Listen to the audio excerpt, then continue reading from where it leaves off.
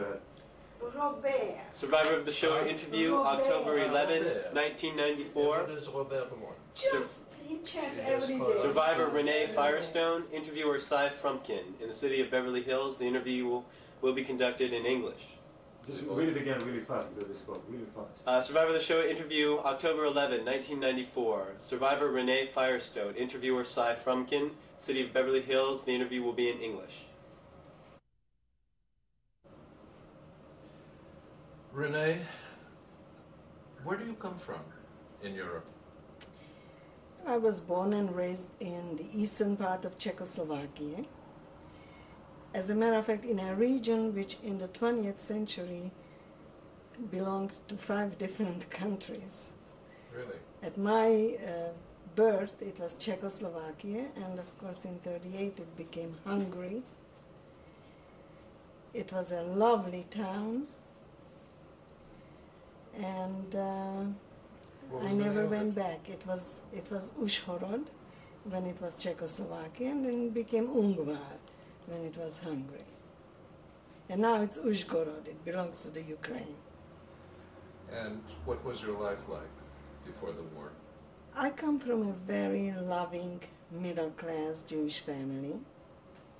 My parents were not religious, but I remember my only grandfather I knew, who was Grandfather Rosenfeld, died at the age of 96 in an accident. And he used to go to the temple every morning and every evening. And I remember when I went to his house that he had a rack with these fancy pipes, long ones, short ones. As a child, I was always fascinated by that. And I have fantastic memories about my grandfather. He was a real character. He always, at summertime, wore these starched white suits like he just came out of a box. And when he saw the grandchildren, he reached in his pocket and started to crackle the paper that was in there, and we knew that there is candy. And used to ask him for the candy. My father was a businessman, and he had a textile business and a tailor shop. He was a very fine craftsman. My mother, when she was young, before she got married, she was already a businesswoman. She and 2 other sisters went to Vienna, and they had a millinery shop. And then when my mother got married, then she became a housewife. I have a brother who is 4 years older than myself. And I had a sister who was 5 years younger than myself. My brother's name is Frank. My sister's name was Clara. And my daughter Clara is named after her. You were about 16, I think, when the war began in Europe. I was 14 when Czechoslovakia was split up and we became Hungary. I was 14 years How old. did that affect the Jews in your town? Were there a lot of Jews in your town? Yes, it was a small town of about 32,000 population, and maybe a third was Jewish. You said you were not religious, but you were somehow involved in some Jewish affairs. I understand you were a member of the Maccabi. Well, after the Hungarians took over. Before that, I belonged to an organization called Sokol, which was also an athletic Czech organization. And of course, when that disappeared after Hitler donated, actually, our region to Hungary, then I joined a Jewish athletic organization called the Maccabi. So you were already involved, you knew that you were Jewish? Oh, absolutely, but we kept hardly anything. There was no kosher home in my house. So you went to a general public school? Yes, yes. And even under the Hungarians there was no discrimination, there were no anti-Jewish laws? Well, at first? Of course, they began pretty early. And, you know, we were sort of slowly, systematically reduced to second-class citizens. But for a while we were still free. We were still in our homes. The family was together. And then they started to take the men into forced labor camps. And so my father was taken for a while. He was later released and came back home. And my brother was taken to forced labor camp as soon as he graduated gymnasium, and after that he escaped later from the camp. And this was in the early 1940s, right? Yes. Let me tell you that my brother was actually taken from his classroom, from his graduating classroom, with a few other Jewish boys. They were taken out of the school and they disappeared. I remember that my parents were devastated. The government didn't want to tell us where they were. And my mother hired an attorney, and the attorney told my mother that the two of them will do everything possible to find out what happened to these boys. They found out that they were taken to another city called Munkac, or Mukachevo, and they were taken to one of these castles that the Hungarians used as a torture place. And they beat up and tortured these boys, accusing them of dispersing communist propaganda. Now, my brother had never any political affiliation with anything, so we knew that it's just And he managed to escape? He was finally, my parents paid and released all the boys. All of them? And then they came back and they graduated gymnasium. Were there any other specific anti-Jewish laws? Did the Jews have to wear a yellow star? Well, later, yes. Later we had to wear yellow stars, and we had a curfew. My father's business was taken away from him. I would like to tell you a little incident about my father's business, because at one point there was a non-Jewish family, a shoemaker who had about 9 children, came to my father and asked him to take his 13-year-old boy as an apprentice in his business. And my father took pity on him and, of course, took him in. Not only took him in as an apprentice, but he brought him into our house. And he grew up with us as a brother. And at the end, when we were taken to the brick factory, to the ghetto, my father wrote a letter to him to send us some supplies. And the answer was that he's not going to risk his life for us. Now, this is a young man who took over my father's business. When they said that a Jew can no longer own a business, then my father said, well, this is a Gentile son of mine. I can trust him. And he gave him the business and the money. He owned everything we owned at that point, and he wouldn't help us. So these are some of the stories about our neighbors and friends and how they supported us when we were in trouble. And what happened after that? You were deported to Germany, well, to Poland? Let me just ask you this. All this time, mass extermination was going on, mass murders of Jews in Poland and elsewhere in Eastern Europe. Were you aware of that? Yes. Did you know? Let me tell you that in 1940, as early as in 1940, those Jews in my hometown and in our region who couldn't prove that their ancestors were there in 17, I don't remember exactly the date, those were deported. They were just put over the Polish border. And some of them came back, and they were telling us about the murders and what's going on in Poland. So we knew that in Poland they are shooting and burying Jews in mass graves. but we had absolutely no knowledge about the Wannsee Conference or about extermination camps being built. I see. And when did the deportations begin? Deportations began in 1944, actually in April. Was it done primarily by the Hungarian police, or did the Germans take part? We were taken to the border of Poland by the Hungarians, and there the Germans took over and escorted us into Auschwitz. By train? By train, yes. So tell me how you arrived in Auschwitz and how Well, that happened. You were still, the entire family was together? Let me tell you that we were herded into cattle cars in my hometown yet. My brother was no longer with us. He was in a Hungarian forced labor camp.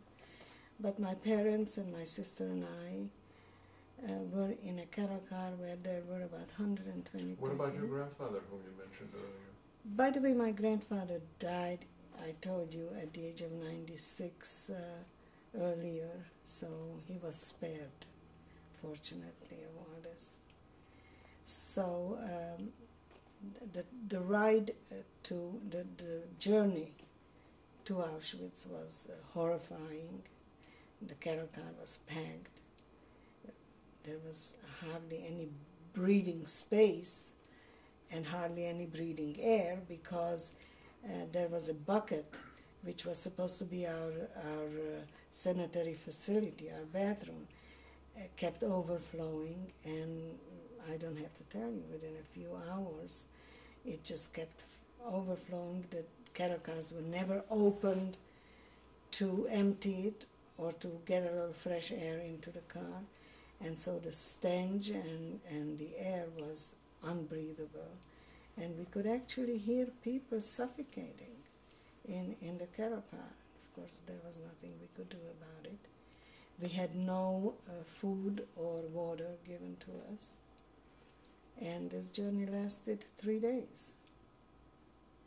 I also remember during the night the train used to stop, and the Nazis used to bang on the walls of the cattle car, telling us that if we are still hiding any valuables or any money, we should give it up or we'll be shot. And while they were talking to us, we could hear on the outside shooting and screaming, and we were convinced that they are searching and killing these people. I very vividly remember this old woman who was sitting on the edge of the cattle car, who ripped open her coat lining and reached in there and removed a little gold locket and started to cry, opened this locket, started to cry bitterly. And I, being young and still very optimistic and romantic, I was sort of fantasizing that maybe that's her wedding picture in the locket, or maybe her family, her grandchildren, whom she left behind. We were going somewhere, not knowing where, for how long. The rumors were that we're going to Germany to work, and that if the family, if it's healthy and strong, will work, the family will survive together. So this woman must have been in her 80s, hardly believed that she will ever return. And I thought to myself, how cruel that they won't let her keep this little memoir. And then she closed this locket and through the cracks of the cattle car handed it to the Nazis. Yes. How old were you at the time? I was just 19. So this was the beginning of 1944? That's right. And then you arrived in Auschwitz. Did you know what that place was or where it was?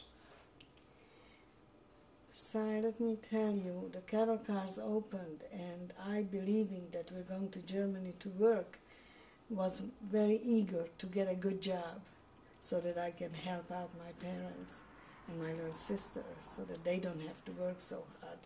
I was a strong, healthy athlete, so I knew I can work, and I was going to save them. When I jumped off that cattle car and I looked around, I knew right away that we're doomed. All I could see for miles and miles were barbed wires. And, so many feet, there was always a tower, a wooden tower. And when I looked up there, I saw this Nazi soldier behind the machine gun pointing it at us, watching every move we were making. On the loudspeakers, the Nazis were telling us to leave all our belongings behind. They are going to deliver it to us to the camp.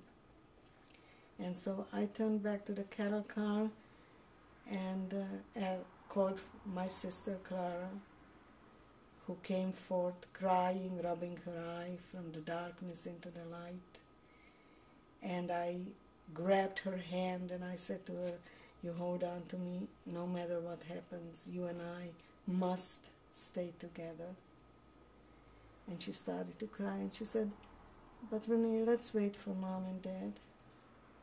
And I turned back to the cattle car for Mom and Dad. They were gone. And it was only then that I realized that thousands of people were pouring out of this train. The train had no end. I couldn't see the end of it. And there was tremendous chaos. Children looking for parents and mothers calling their children's names. And it was impossible to find anybody. And so I kept reassuring my sister that once we get in, we will be reunited with Mother and Father. So don't worry about it. And of course we were caught in this human tide and just being pushed towards the camp when suddenly I found myself standing in front of this Nazi officer, a young man, very handsome, with a smiling face, and a leather whip in his hand pointing people to the right and to the left. And it was then that I became very fearful about our future, because they promised that we're going to stay together, the families. And all of a sudden I realized that they are ripping the families apart. So what happened then? Then my sister and I was pointed to the right. By the way, this man who separated us was, of course, none other than the infamous Dr. Mengele. How did you know this? We didn't know it then. I'll tell you later how I found out who he was. I had no idea who he was. And my sister and I were marching towards the camp, not knowing what's coming. And suddenly my sister noticed that my mother is going to the other side.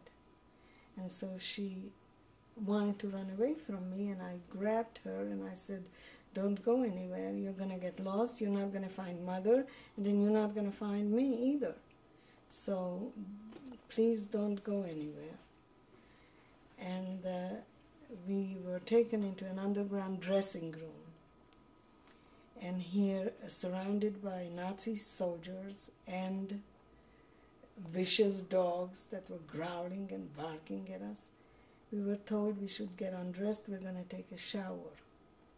So we were waiting for the soldiers to leave so we can get undressed. And of course, nobody moved. So one of the soldiers walked over to one of these women and hit her and said, take it off. And we realized that they are not leaving. So we started to get undressed. And again, we were given orders to be very careful how we fold our belongings. Remember exactly where you're leaving your clothing, because when you come out of the shower, you will have to hurry up and dress and be assigned to your work.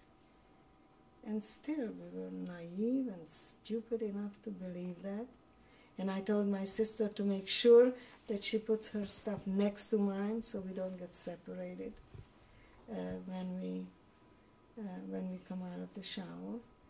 Needless to say that the minute we walked into the shower room, the doors were slammed behind us. Our belongings were Did they shave your heads? Later. We came out naked on the other side of the shower room and stood there wet, naked from mid-afternoon till about midnight. I remember my sister and I hugging each other for a little body wound. We were freezing. And then at midnight, they took us into this barrack where they shaved our heads, our bodies. They sprayed us with DDT, with pesticide. And then we walked through a door where two prisoners greeted us. One gave us a recycled dress, which we put on our naked bodies. And another prisoner had a bucket of yellow paint and a brush about 4 inches wide and painted a yellow streak from the top of our shaved head down through our back. This was the identification of being a Jewish prisoner. And that's how we entered the campsite. And down your naked back or on the dress? On the dress, through the dress. I remember the dress sticking to my body. We had no underwear, no stockings, no shoes. No shoes either? No shoes at that point. And then what? Then when we got into the camp, we were introduced to this overseer who was a couple. You know, all the overseers were called couples in the camp. And she told us to line up in columns of 5. Was she Jewish or German? She was a Jewish Slovakian girl. Told us to line up, that we will be assigned to our barracks. And when we lined up for this counting, it was called Célapel, being lined up to be counted. My sister started to cry, and I decided to find out where our parents are and when are we going to be reunited. Were there any children that were younger than your sister? My sister was the youngest. She was 14? Yes. As a matter of fact, I don't know whether there was in that group any other child that age. Were there any old people, older than, say, 50 or 60? No, of course not. Of course not. There were some mothers and daughters who passed through, but those mothers were like my mother's age, 40, 42, not older than that. And I asked this couple, when are we going to be reunited with our parents? And she pointed to one of the chimneys of the crematoria, which I didn't even see until then. And it was then that I noticed these 4 brick chimneys bellowing fire and soot. And she said, "Do you see this chimney?" I said, "Yes." She says, "There go your parents. And when you'll go through the chimneys, you'll be reunited." And I turned to my fellow prisoners and I said, "What is she talking about? What does that mean?" I mean, even in my darkest nightmare, I could not have imagined the things that were going on here. But let me go back for a moment, because you asked me about Mengele. When did I find out about Mengele? When we were permitted to walk into the barrack from standing outside after the shower, one of my neighbors,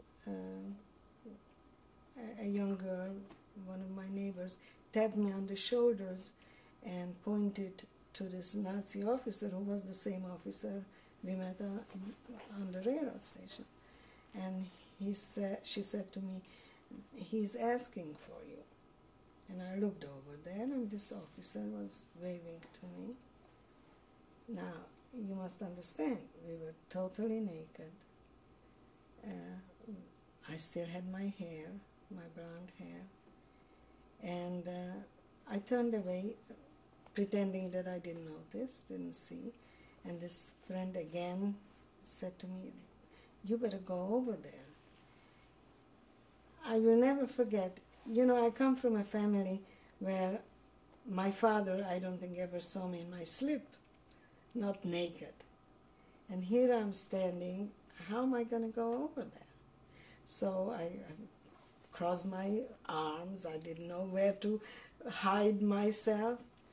And when I went over there, he was with another doctor. I think his name was Dr. Klein. And they took me sort of away from the group and took me to a light which was in the ceiling. And he took his leather whip and put it under my chin and lifted my head with the whip. And I heard them talking to each other. And then he turned to me and he said, "Why are you here? Warum bist du da?" You spoke German at the A time? little bit, yes. What I learned in school. We were bordering with Czechoslovakia, so we had to learn German in school. And so I told him, because I'm a Jude. And he looked at me, and then he asked me about my mother and my father, what religion were they? And I kept saying, Jewish, Jude. How about your grandparents? He said, and went through all 4 grandparents. And I kept insisting that they all were Jewish. And he got very angry with me, and he looked at Dr. Klein, and he said to him, I remember, "Das ist unmöglich." That is impossible. And at that point I turned back and I saw my sister being already shaved. So I was afraid that she's going to pass through and I'm going to lose her. So I just turned around and walked away. And one of these couples came after me and hit me on my back. I thought my back is going to break. And said to me, "Szak rew" in Polish. And then in Yiddish, she kept saying to the girls that I'm lucky that I wasn't shot. That anybody that walks away from Mengele like that is usually shot. So that was my first lucky day, I guess, to survive. Did you finally get a chance to go to sleep? You must have been up for a couple of days by then. Oh, for a long time we didn't sleep. Let me also tell you that first night when we got into the barracks and we were put up into these 3-level bunks. I was on the top of one of the bunks. There were 12 of us, 6 facing one direction, 6 facing the other direction. And we tried to rest at least. We were exhausted, we were frightened, we didn't know what next day will bring. And one of the Polish girls in the barrack started to sing Yiddish. Now, I didn't understand the language. I didn't speak Yiddish. But just from the sound of this song, I knew what she was singing. It was my first touch with my Jewishness. I just somehow knew what she was saying. And she was singing the song, My Yiddish Mama. And I remember we all cried through the whole night.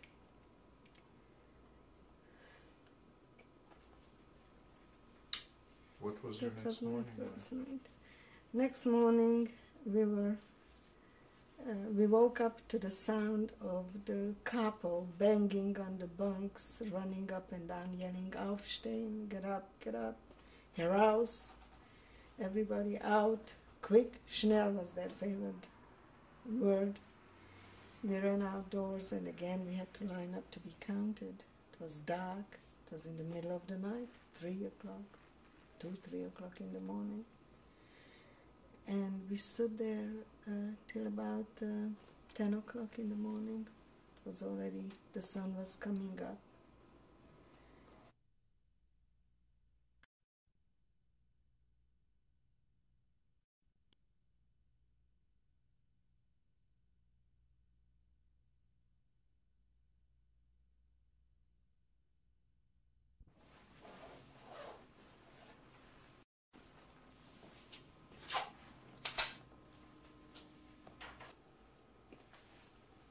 René, you were telling us about your first morning after arriving in Auschwitz.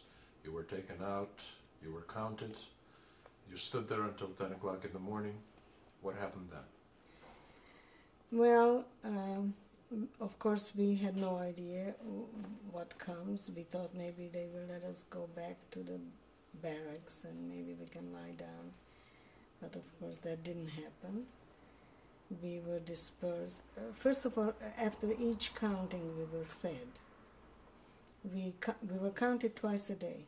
We lined up in the morning and then lined up around 3 o'clock in the afternoon. And if they found everybody, if everybody was accounted for, then we were fed. But the first time we lined up, I remember they brought out 3 blankets and laid it out in front of our lineup. And I was looking at those blankets, I didn't know what they meant, and I could see the blankets moving. So after we were dispersed, after we were permitted to move around, I asked, what were those blankets they brought out, and then they took them again away. So they told me that there were some people who came in with diabetes, and they took their insulin away from them, and they were dying right in front of us, but they had to be accounted for. So they dragged them out in the blankets and put them down in the lineup. And then in the morning they brought these 2 big barrels of so-called food. They called it ersatz. It was some kind of a liquid that looked like coffee or tea, tasted more like dishwater, but it was hot. And we stood out there freezing half of the night. And then I realized that not everybody's going to get some of that. That the first prisoner was handed a bowl, and she went to the barrel and she got some of this liquid. Then she came back and was going to share it with the 5 of us. Well, in the beginning we shared, but later on, as time went on and we were starving, whoever was up front had some of the liquid. By the time the bowl reached the 4th and the 5th prisoner, there was nothing. And so from then on it became a fight every time we did the lineup. Who's going to stand up front and who's going to be in the back. And then later we found out that without any warning, Dr. Mengele arrived after lineup and was selecting for the gas chambers. So every morning and every afternoon you had to figure out where you want to stand. You want to fight your way to the front of the lineup because you're so hungry that you may not make it to the afternoon lineup. Or you will manage to survive till the afternoon, then you really want to be in the back and hide from Mengele.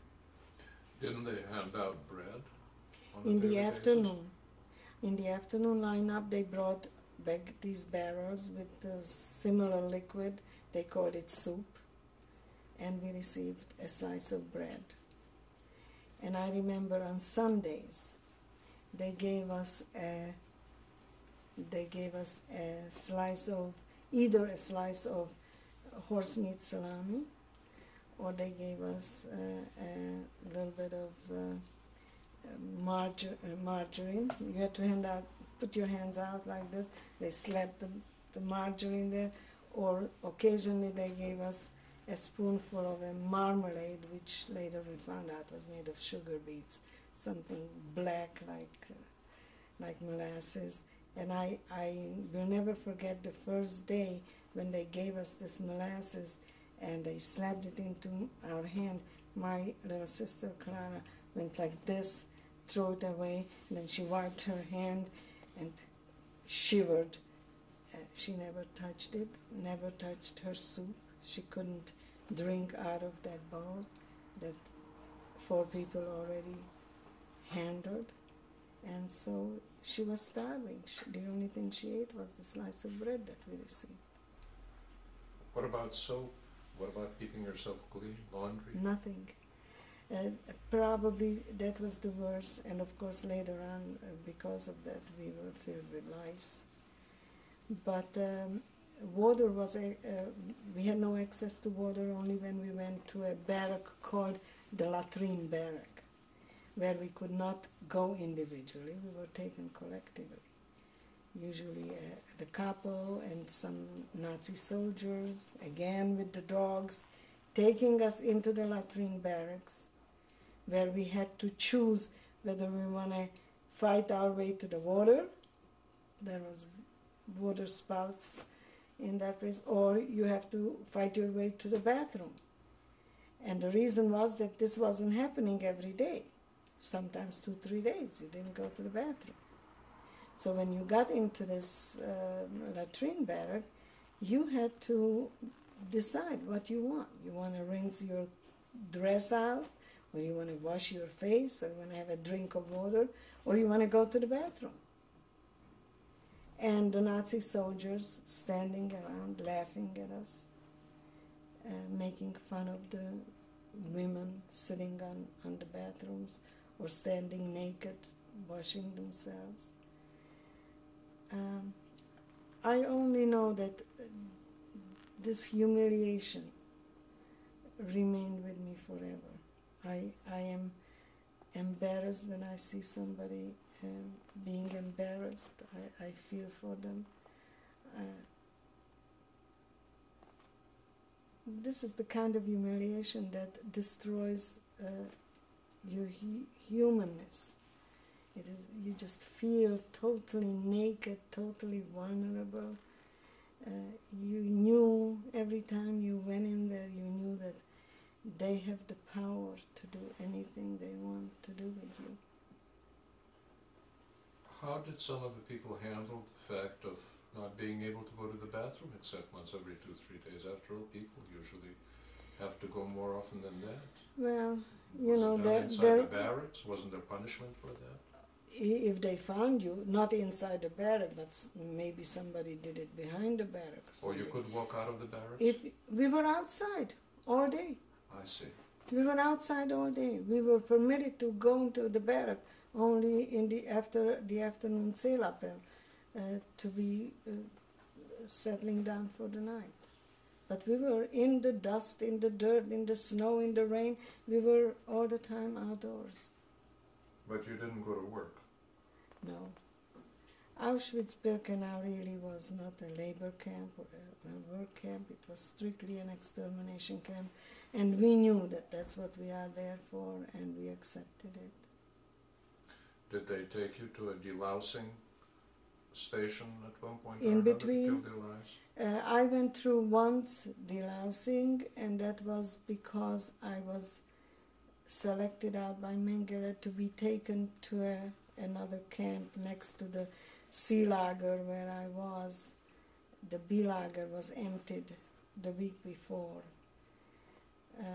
I'd like to tell you about that because the B lager at that time was occupied by midgets, non-Jewish midgets, where they brought in the whole families, the parents, the children, the grandparents, and we were so jealous that they were permitted to stay with their parents, and we were separated, not knowing where our families were.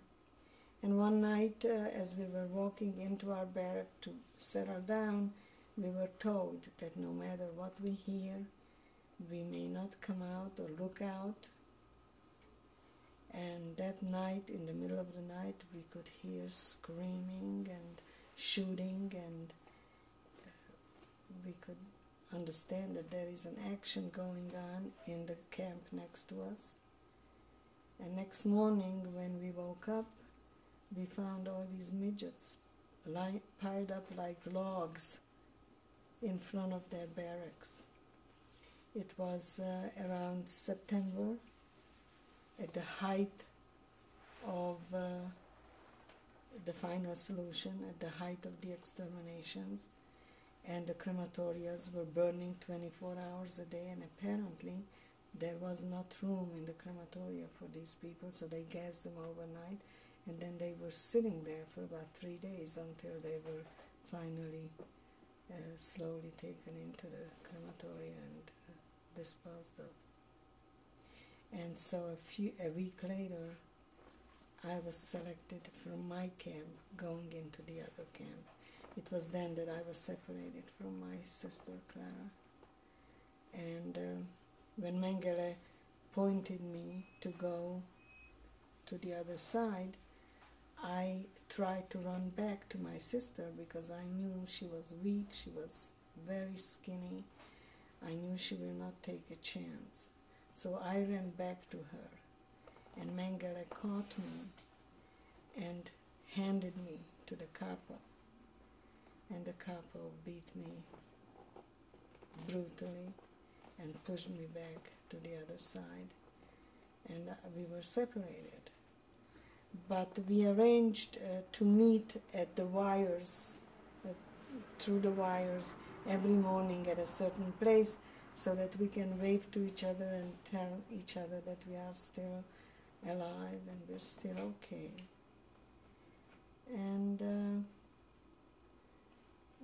on Yom Kippur in 1944, we were worried before Yom Kippur that something is going to happen, because the Nazis always had something in store for us during holidays or on Shabbat. And I came to the wires and my sister didn't show. And I thought maybe she was just upset because of the holiday, and I thought maybe the following morning, and she didn't show then either. And when she didn't come the third day, I knew that something happened to her. After the war, I found out that there were big selections in the sea lager, and that she was selected out to be killed that day. And what happened to you after that? You were now in a different camp, which was no longer a selection camp? Yeah, still, it was no different. It was just getting busier, because the last groups of Hungarians were brought in at that time, and the Greeks, Salonika was emptied, and the Salonican Jews were brought in. Some Italian Jews were brought in, and some Dutch Jews were brought in after us, and those were the last transports, and it was getting very busy in Auschwitz. So then a few months later we heard that they are going to evacuate. Let me just tell you that in September, before my sister died yet, there were Americans flying overhead. We saw these little silver dots glittering in the sunshine, and everybody yelled, "The Americans, the Americans," and the sirens were going, and the Germans went into the bunkers, and we stayed outdoors, and we were hoping that they are going to just bomb the whole place to pieces, including us. We didn't care. But they didn't. They flew over Auschwitz-Birkenau, and then we heard bombing. There was about 8 kilometers from us a factory, IG Farben Auschwitz, and I presume that's what they were bombing. It was an artificial rubber factory. Yeah. There was a docent at the Wiesenthal Center who was one of the pilots, Yeah. and they were under express orders not to bomb Auschwitz. I know. And even if they didn't bomb Auschwitz, if they would have just bombed the railroad before it reached Auschwitz, thousands and thousands of Jews and others could have been saved. You know, probably my biggest shock was really after the war, when I found out that so many non-Jews were also murdered in Auschwitz. Did you know how the war was going at that point? No, we didn't, but we knew that the Americans were in the war because of the planes. And I don't know how those who told us that those were American planes, how they knew. But there was an underground in Auschwitz. And so apparently... Did you have any contact with non-Jewish prisoners? I had contacts later with one Polish political prisoner who was a doctor in our camp in Libau. I think it was in 1944 that one of the crematoria was blown up by the underground in Auschwitz. Were you there when it happened? Yeah, that was just before they took us away. Yes. What happened? Were there any repercussions to you? Not to me. The underground, of course, one of the women who smuggled in the dynamite was hung with a few other people. As a matter of fact, you know Freddie Diamond? Yeah. His brother was hung, and he watched it. So But to us it was, we just knew that there was an explosion, and we knew that the crematoria was bombed. And then they decided to evacuate you? Yes. Then Did you know that this was because the Russians were coming closer? We were hoping. We really didn't have exact knowledge of it. But we realized that something must be going on during the war, in the political war. And so they told us that they are going to liquidate the camp. And I was sent on a death march. Were you evacuated again by train? Was it just as bad as the first train? Let me tell you, that was the time when we were deloused again. We were taken back into the showers. The truth is that we did not know that there is a difference between the showers and the gas chambers. And every time they took us in there, we didn't know what's going to happen to us. And so we feared that we are going to be finished. It was pouring rain that day, icy water. And so they took us, and we took this shower, and then they hauled us outside naked. And we stood there from morning up till about 4 o'clock in the afternoon in that icy rain. And that's when the second miracle happened. The night before, I was burning up with fever. I used to have tonsillitis very often as a child. And that night, I became very ill. And there was a mother and a daughter by the name of Farkas. They were from Hungary. I didn't know what happened to them after that. And Mrs. Farkas, the mother, in the morning saw that I can't stand on my feet. So she stole somewhere a blanket, I don't know where and how, and she wrapped me in this blanket and she dragged me out for Zelappel, which she had not done it. I would have been finished that morning. She dragged me out, and I went through the shower and the icy water, and then I went on this death march, about 60 kilometers, where we were again put into cattle cars. And in this cattle car, my prisoner friends surrounded me and hugged me for body warmth. And I arrived to the next camp, to Libau, totally recovered. The icy water brought my temperature down, and it was just a miracle. But you would not recommend this for people today? I don't think so. I don't think that's the way to cure sore throat. So then what happened? You arrived in Libau. Was it very far?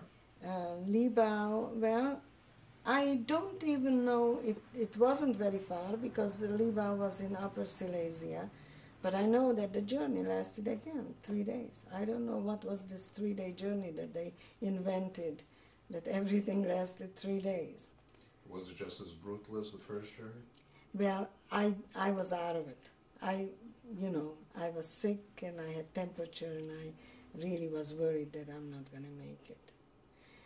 When we arrived and I realized that I can walk, I can stand up, I can walk, they unloaded us at the railroad station and we walked through this little town where they never saw a Jew before. And we later were assigned to work at a crop factory. How many were there? How many people in your transport? In this group there was about 200 of us. And I remember that the foreman who took a liking to me afterwards told me that the population in that town was talking about the Jews being brought to the factory. And they said, oh, now we know how the Jews look, with our shaved heads, in this rag that we were wearing. They thought that that's the Jews are. And then somebody asked, and where are the horns? So it is not a myth that that's what people thought of Jews. And this was a factory that belonged to the Krupp Krupp. arms maker? There were 4 factories. One was producing ammunition. One was producing boxes for the ammunition. We did Schneekette, snow chains for tanks. And were you working together with civilian laborers or slave laborers? Or with Ukrainian slave laborers. And there was next door to us a French political prison, male prison, and those French boys were also working in our factories.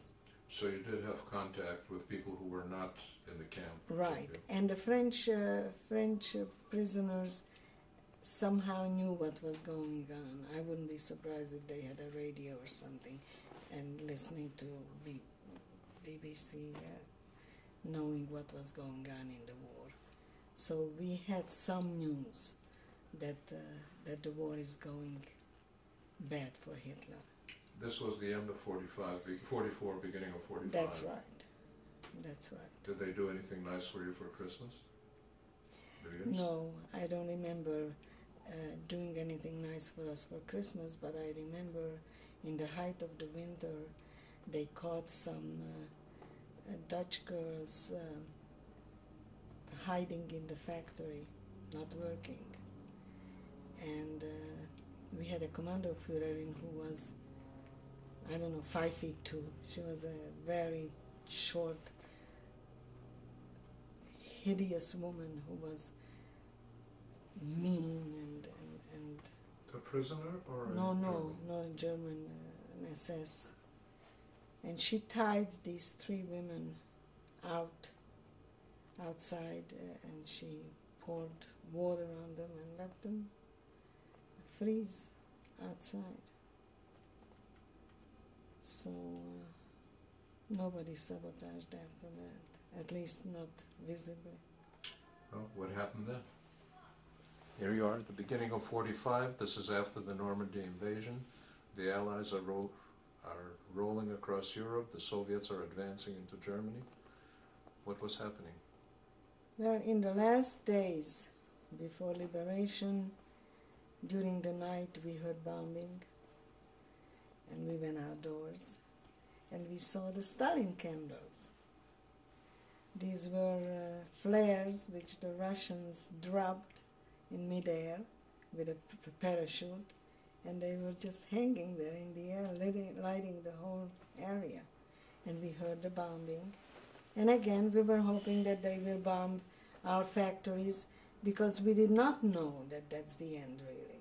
We just knew that the Russians are close and that they are bombing around us. And this was going on for a few nights. And then the last night, there were very heavy bombing around us. And next morning, we were not called for Zählappell to be counted. And we were afraid to walk out because we thought that maybe the Nazis are waiting for us with machine guns. We were convinced that they will not let us go, that in the last moment they will just wipe us out. And so we stayed indoors until later in the afternoon somebody said, well, I'm going out. I'm going to see what's going on. And we watched through the window as she walked into the middle of the Platz, Zählappell Platz, and she raised her both hands and she said, we're free. Apparently the French prisoners next door took a stovepipe and tied a white shirt on it and were marching around their prison camp screaming so we can hear it, Nazi kaputt, Nazi kaputt. And so we ran outdoors and we realized that the Nazis were gone. They escaped during the night. But we still didn't know what really was happening, so we were worried that they may come back, if you know how war is going back and forth. Later in the afternoon, a Cossack on a horseback, a Russian officer, rode in. he looked at us and yelled, "We евреи?" We're Jewish. And we didn't know whether we should say yes or no. We didn't know whether it's dangerous or not. Then finally one girl said, "Da, we евреи." This officer jumped off the horse and came over and started to cry and hugged us and kissed us and kept yelling, "Я тоже еврей." I'm also a Jew. Yes. And then he kept saying something, "This is what they did to my people." And stayed with us in the afternoon. He left for a little while, brought in a horse which the French soldiers shot in front of us and made a goulash out of it. They emptied the kitchen pantry and got us potatoes, and that was the first meal with meat and potatoes that we had. And then he posted a guard in front of our camp, and he told us not to leave. He said that the soldiers are looting and raping, and we should not leave the camp.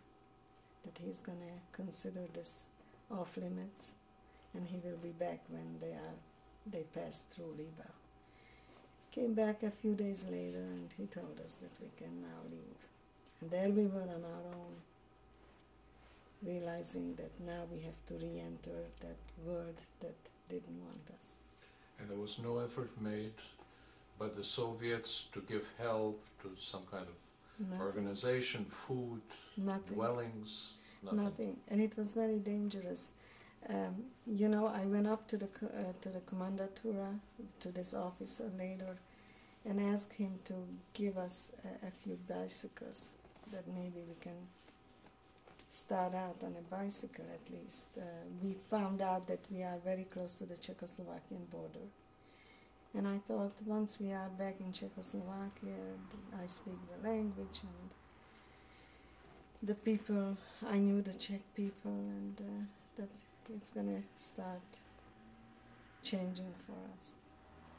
So he gave us 3 bicycles with the bumashkas, with the papers, to tell us that the bicycle is ours.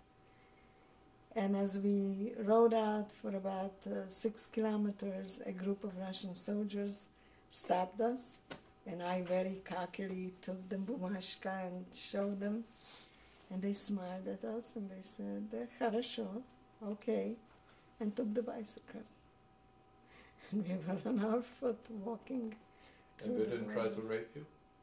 No, they didn't. Apparently they must have, the way we looked, still with the shaved heads in this rag, I don't think we were too desirable. Because you know, of course, that the Russians went through Germany raping everybody from Absolutely. 6 to 65. Later on, it was very dangerous for a young woman to be alone, or even a few women walking any place, or being with around Russians. And again, I was very lucky because I had some very close calls. So there you were on your way to Czechoslovakia. Yes, we crossed the border, and we arrived to a small town. I don't even remember the name of the town. And I walked into a restaurant, and the restaurateur looked at us and asked me in Czech, where do we come from? How many were there?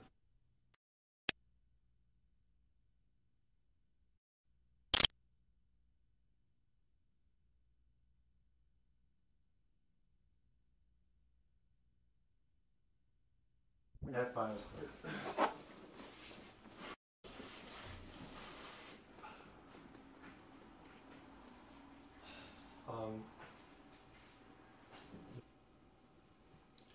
Okay, you crossed into Czechoslovakia after having your bicycles taken away by the Russian soldiers, and there you are in a restaurant in Czechoslovakia. How many of you were in your group? There were 3 of us. Uh-huh. The ones that started out on the bicycles. And I walked over to the restaurateur, and I told him that I'm from Czechoslovakia. and that we are just coming out of the concentration camp. Not that he didn't know with our shaved heads and the way we were dressed. Of course he knew. Were you still wearing the dresses with the yellow streak in the back? Well, that yellow streak stayed on forever. That's why I got rid of that dress. I wish today I didn't. Could have started the new trend in fashion design. Right. Anyway, this man was very kind. He asked me, where are we going to sleep? And I said to him that we still don't know. And he said, well, I should come back around 5 o'clock. He closes the restaurant at 5 o'clock. First he fed us, by the way. And then he told us to come back at 5 o'clock and that he will let us sleep in the booths of the restaurant. He will lock us in, which we did. And that was our first night in real freedom. And then following day he gave us breakfast. And we were on our way. And we kept marching. And later on, of course, we found out that there is hardly any civilian transportation, that everything was occupied by the military. And so we were living dangerously. We asked Russian soldiers to pick us up on their trucks and take us wherever they went. We didn't care. We didn't know where we were going. We were just hoping that maybe we'll run into some prisoners who are coming out of the camp. And that was really what we were doing, wandering around Europe. So what happened then? How far did you go? Where did you end up? We wound up the first time in Brno, and we found out that the Red Cross has a place where we can sleep if we want to, and they feed us. Until then, we were sleeping in parks or in barns, whatever we found on the road. We begged for food. People recognized who we were and were fairly kind to us. Some were more human than others. And in Brno, the Red Cross also gave us a few crowns, so we had a little bit of pocket money. From there we went to Slovakia, to Bratislava. There also the Red Cross took care of us for a few days. And then somebody told us that they heard that in Budapest there is a school where people register, those who come back from the war. And so we decided to go to Budapest. Didn't matter where we going. Something very interesting happened, and this also relates to how the Russians behaved in Europe. We begged ourselves on a train, and the conductor was very kind to us and permitted us to sit on top of the cone. So we were watching what was going on the train.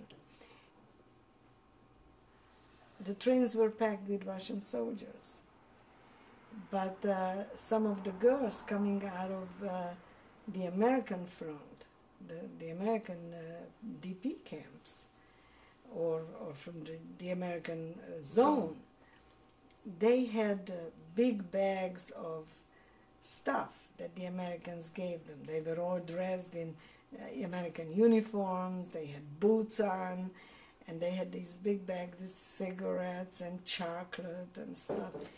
And they sat there eating in front of us, and we had nothing. We had absolutely nothing. Never offered us anything. And that night, we were sitting on top of the coal, of course, not sleeping, very excited about, are we going to find anybody in Budapest or not? And in the middle of the night, we noticed that these big sacks on which these girls were sitting are getting lower and lower and lower. Towards the morning, we saw that they were sitting really on the floor. we also noticed that some Russian soldiers were on the outside of the train walking through the train. We didn't know what they were doing. But in the morning we found out that they were looting these sacks that these girls had. They cut a window open on the sack and removed everything that was in it. These girls next morning had nothing. It was sort of bittersweet. I mean, we really didn't mean to be mean, but they were not very nice. So. What happened in Budapest? We arrived early in the morning, and at the railroad station there were some of the Jews who were in hiding in Budapest waiting for these trains. They organized and they were waiting every train that came into Budapest. Was the American joint active at all? Had nothing to do with it, no, at that time. At least we didn't have anything to do with them. So these were individuals. What about UNRWA? Was UNRWA? Later in Czechoslovakia, UNRWA was very active. I don't know what happened in Hungary because we weren't there too long. So I recognized one of the boys from my hometown, and he immediately recognized me and embraced, and he was happy to see somebody from his hometown coming home. And he took us into the school, and the walls of the school were covered with paper, and alphabetically everybody signed in. So I went through the names, hoping to find somebody from the family, at least a relative, an uncle, an aunt, a cousin. Nothing.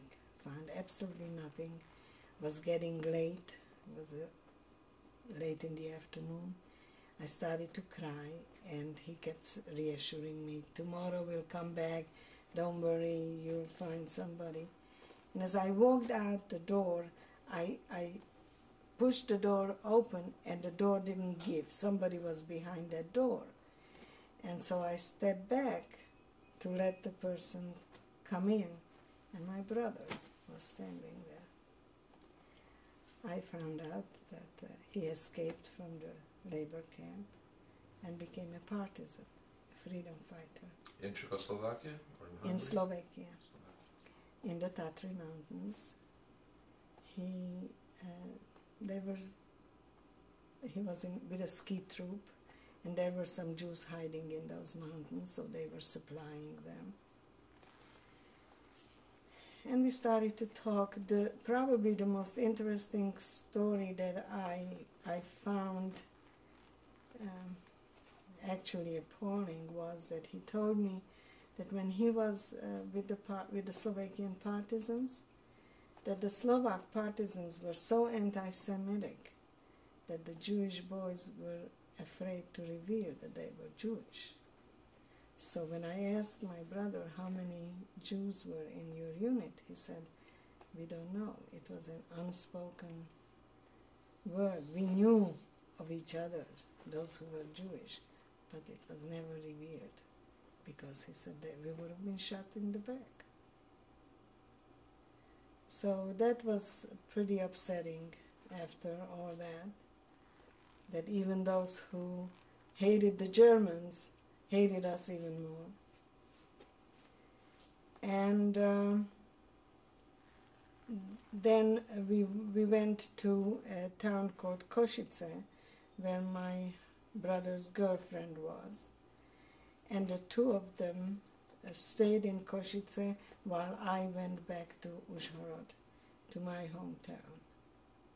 Was your brother's girlfriend one he had acquired during the war? Was that from before? And where was she during the war? She was hiding in Budapest with Gentile papers. And of course, until my brother was in labor camp, they had contact, but after that, they didn't. She also became very ill during hiding time. And as a matter of fact, if I recall, the first time when I went back home, she came with me. And I remember the Russian commando was in our home, and I walked in and I told him that I'm the Chazarka, and that I owned the home, and they said, oh, that's all right, pick a room. They would let me stay in a room if I want to stay, and then I realized that that's not the way I want to live, and I'm not going to be there. And also our old housekeeper lived upstairs in a little apartment, and she pretended that she was delighted that we came back. Of course, I'm sure she was worried that I'm going to ask back for the things that she probably took from our home, which I had no intentions doing. I didn't want anything from there. And she asked me what should she make for us to eat. And I said to her, take 2 dozen eggs and make dumplings out of them. And then take 2 more dozen eggs and beat it like scrambled eggs over it. And my sister-in-law, and now she's my sister-in-law, my brother's girlfriend, the 2 of us sat down and ate the dumplings with the scrambled eggs, which was a big pot. And then we went back. And you only took a few mementos from the house? I took a little package where I found, as I said before, my father's gold watch and my brother's bar mitzvah watch and my gold bracelet that my father bought me for my 18th birthday. Then we went back and we found out accidentally that my father, somebody saw my father in Theresienstadt in a hospital.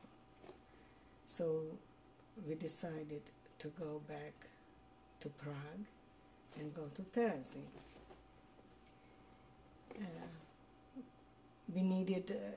We found out that there may be a chance that it's him, and so my brother was looking for a truck, that if we find him, we should be able to bring him from Terezin to Prague, to a hospital.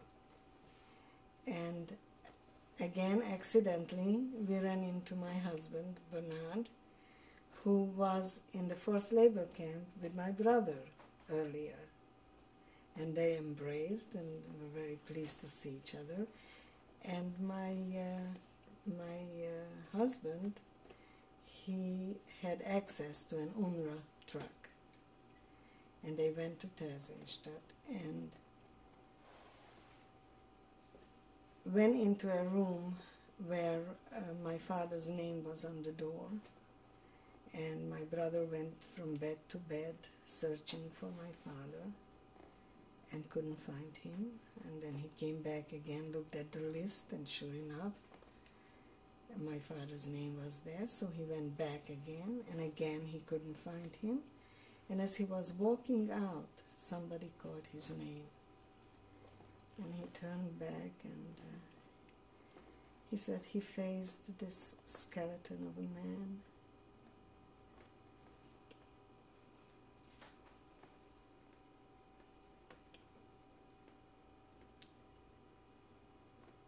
Who was dying of tuberculosis. They brought them to Prague. We took them to a very famous tubercular sanatorium called Kirch. And a few months later, my father died. Before he died, he told us a very interesting story. He asked my brother whether on a certain date, whether he escaped from the labor camp. I mean, my brother told him that he escaped, and my father said, was it on such and such day? And my brother said, yeah, how do you know? My father said that he marked that date for himself because that night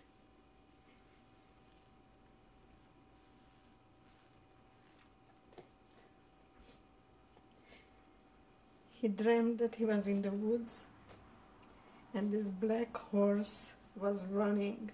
My brother's hair was very dark and beautiful black eyes. And he says, I grabbed this horse and the horse wiggled himself out of my way and ran. And when I woke up next morning, he said, I knew that my son is.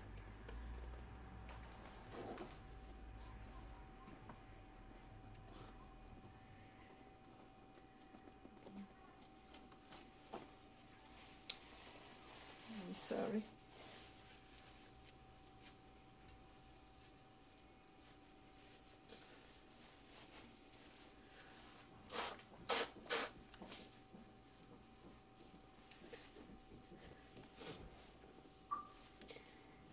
After my father passed away, we both decided that we don't want to stay in Europe. And in the meantime, Bernard, my husband, kept coming, visiting after that. And when my father died, he told me that he promised my father that he's going to take care of me, so he has to marry me. So we got married, and a year later, my sister-in-law had her first child, and then the following year I had a child, and then we decided that we're going to leave Prague.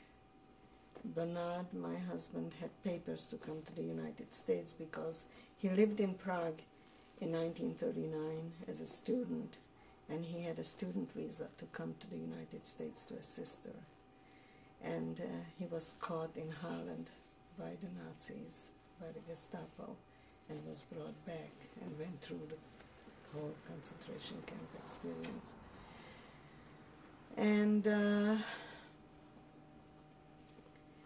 so the American government acknowledged his papers, and so we were put on the quota, but my brother couldn't.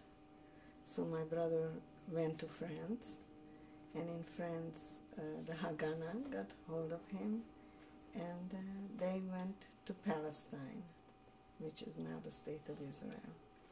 And even though we were lucky to find each other, we were again separated for 15 years.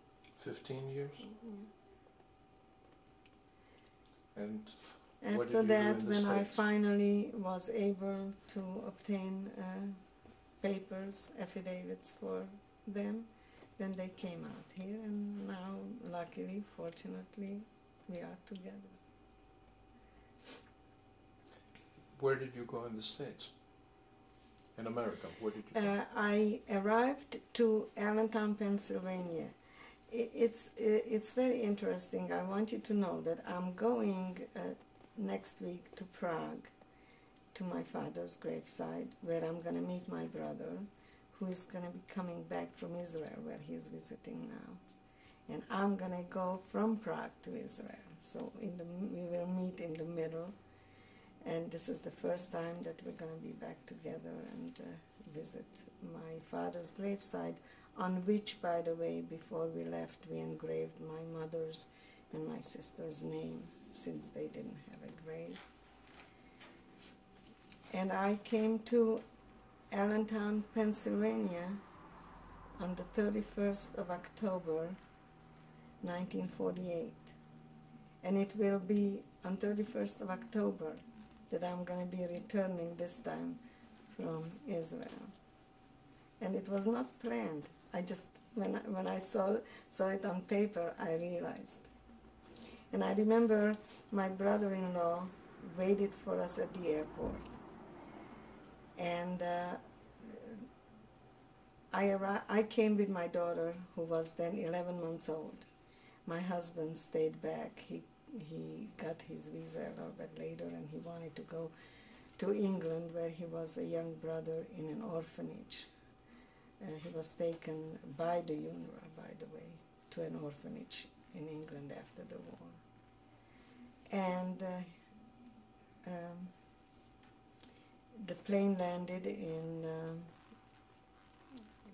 New York, in the LaGuardia. We arrived to the LaGuardia airport, and everybody was getting off the plane, and the captain came over to me and he said, you can't get off, you have to wait. And I said to myself, they are going to keep me here? What's the problem? I thought maybe something with the child, or they are going to send me back. I was terribly frightened. When everybody was off the plane, then he said, well, we can go now. He took the child from me and walked me to the door of the stairs, of the steps of the plane, handed me the child, and he said, now you can walk down. And downstairs, some cameras were taking my picture, and that's the picture I have on the mantle. I will show you later. When I arrived, my brother-in-law apparently arranged it. Some newspapers were there. I was one of the first refugees coming to Pennsylvania, to Allentown. And there was a big article about us. The interesting thing was that finally my brother-in-law was waiting for me at the airport and drove us to Allentown. And when I arrived to his home, he had two children. One was 10 years old, one was 8 years old, Michael and Susan. And they were dressed in costumes. And I said to my brother-in-law, why are these children dressed in costumes? It is not Purim. And he said, no, it's Halloween. And I said, what is Halloween?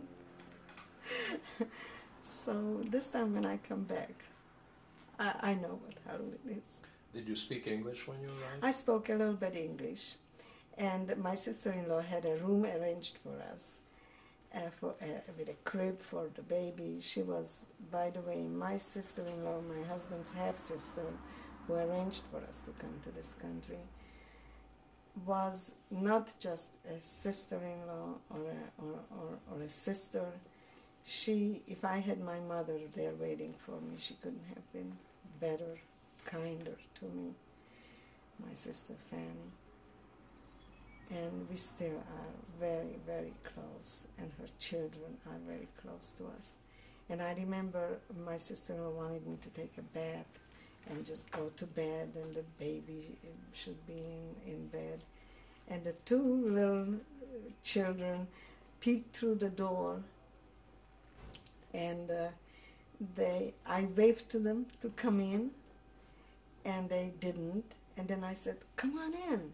And when they heard me say in English, come on in, they jumped on my bed, and they said, you speak English? And I said, little. And then they asked me, who did you vote for? I said, what is vote? It was, I think, a day after or before that President Truman was voted into office. So I remember these little incidents very fondly. And how was life after that? Well, Bernard arrived Christmas night with the Queen Mary. We went to New York to wait for him. Why didn't you come together? We couldn't. We couldn't come together because it wasn't so simple. You know, Czechoslovakia by then was already under communist regime. And it was just not possible for both of us to come at the same time. And on top of which, he wanted to go to England to visit this younger brother before he leaves Europe. We didn't know when he's going to be able to go back and see him, or whether he's going to be able to come here. And we waited for the Queen Mary, and everybody was brought down by stretchers. It was a terrible winter and stormy sea, I understand, all over here. And my husband walked down 8 pounds heavier than I left him. He says on the boat he was the only one who ate, and he gained a lot of weight. And a few weeks later, in the meantime, I was in touch with my aunt here in California. I had my father's sister here who came long before the war. And I was in touch with her, and she insisted that we come to Los Angeles. And so, again, the joint helped us to come out here by train. And I arrived on April 15, 1949. It was 115 degrees. It was a very hot day. And I looked at the palm trees and I said to my husband, I will never leave this town again. And I love Los Angeles. And you were in business here? You had your own fashion design? Yes, I opened my own business very early. I didn't want to work for anybody. Did your husband work with you in this business? No, my husband was a school teacher in Europe. But he learned a trade here, and we were in business for 37 years. I had my own factory.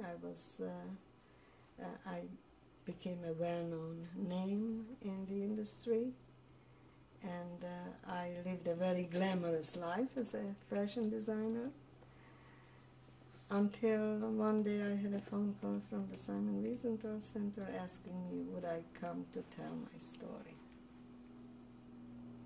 And I laughed at Rabbi Cooper and I said, come on, after all these years, why should I now start talking about those terrible days, those terrible weeks and years?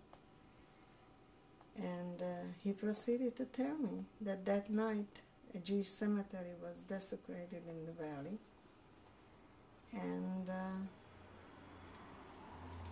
a temple was spray painted with swastikas. And when I heard the word swastika, I went crazy, and I hung up on him. I said, I have to think about it. And that night, I was back in camp all night in my nightmare. Next morning, I woke up and I called him back and I said, I'm ready to talk. I want you to understand that when we came here and I started my business and I realized that I have to really concentrate on a family, that we were a very unique little group of people from the age of 15 to the age of 40 maybe, that we had no children and no elders, that we have to recreate a new nation. So that's what we concentrated on, and that's what I did. And I didn't talk about the Holocaust, not even to my own child, until she came later and asked me. And then, of course, she got very much involved in the subject, and when she was, I think, 19 years old or so, she organized the first second-generation group in Los Angeles. And this is your only daughter, Clara? This is my only daughter. She has a daughter, Johanna, who's named after my mother. Mm-hmm. And she's now in Israel at Bar-Ilan University, becoming religious, which I never dreamed will happen, but we are delighted about it. And myself got involved at the time with the Simon Wiesenthal Center, and I became a public speaker for the Simon Wiesenthal Center. Soon after that, I had a conflict with the fashion industry and me talking about the Holocaust, and I quit my business. And when you say with the fashion,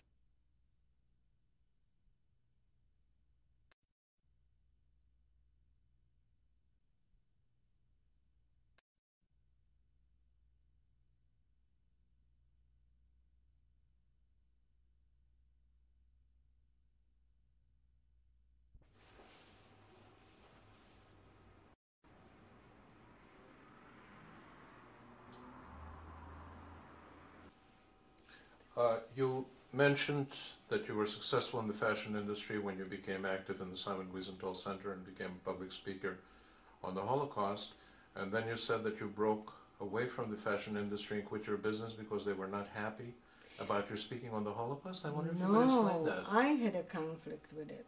I had a conflict with it.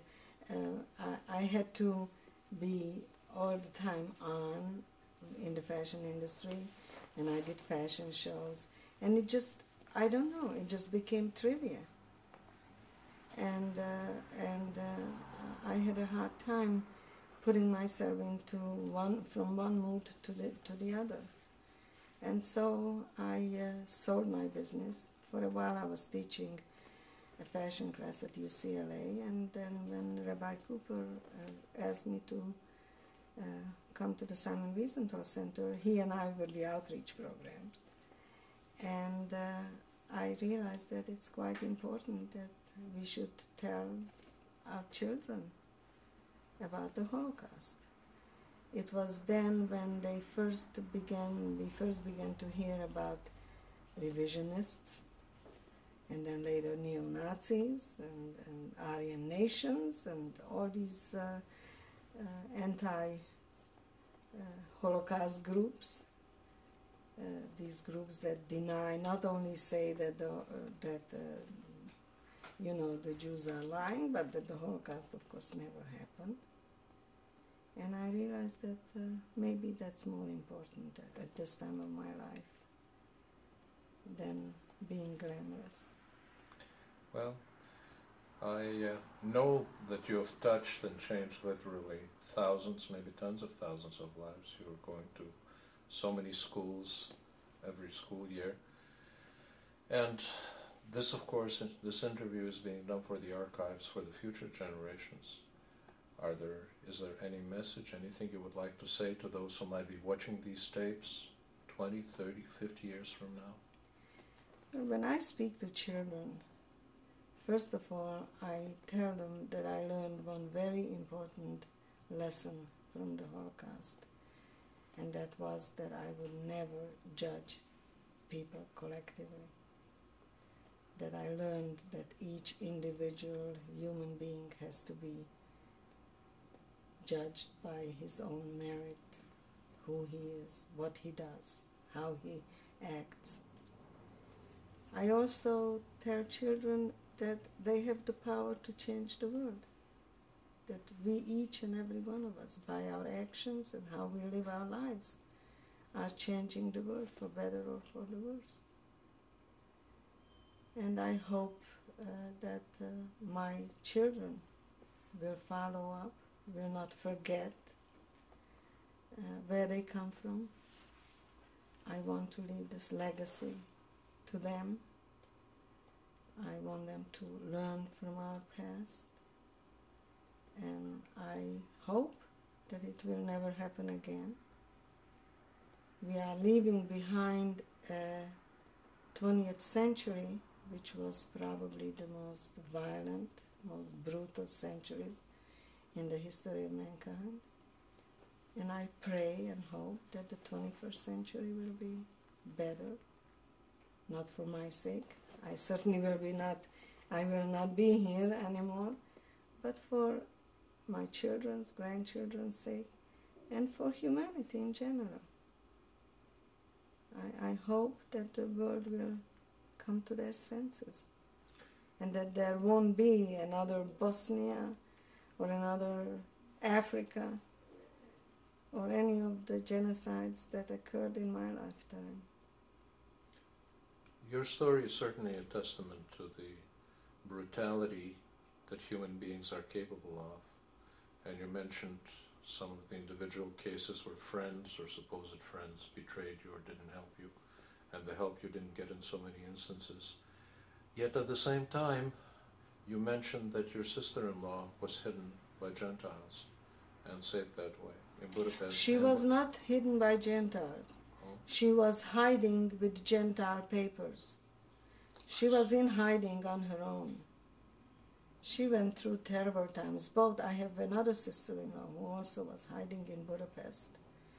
And they were terrified every moment when they are going to be captured, because there were stopping people on the street with identifications. And if they didn't believe that your papers were authentic, you were finished in Budapest. And men had it even worse, because if they felt that a man is not that his papers are fake. They just made them take off their pants, the Jewish men who were circumcised, and they immediately took them. In Europe, most men are not circumcised if they're Christians, correct? That's right. They weren't. I don't know today, but at that time they weren't. Well, I sometimes tell the groups that I speak before that I have never met a single survivor who doesn't know at least one, maybe several people who were saved by Gentiles. Would that hold true for you? Well, I happen to be fortunate enough to meet here in Los Angeles a man by the name of John Widener. I don't know whether you knew him. He was a Dutchman who organized an escape route from Holland through France into Spain and into Switzerland. He and his sister, as a matter of fact. And his sister was captured by the Gestapo and died in a concentration camp. And John escaped. And then he was captured again and escaped. And he tells a very interesting story. And I tell it to the children. He said that his father was a Dutch minister who he used to listen to on Sundays. And that his father used to end his sermon by saying, if you save a life, it is as if you save the whole nation. And he says, I didn't know what my father meant.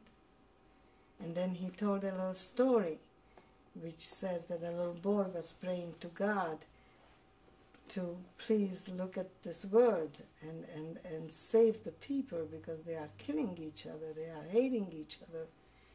And the little boy said, please God, send someone to help us. And God answered, I did, I send you.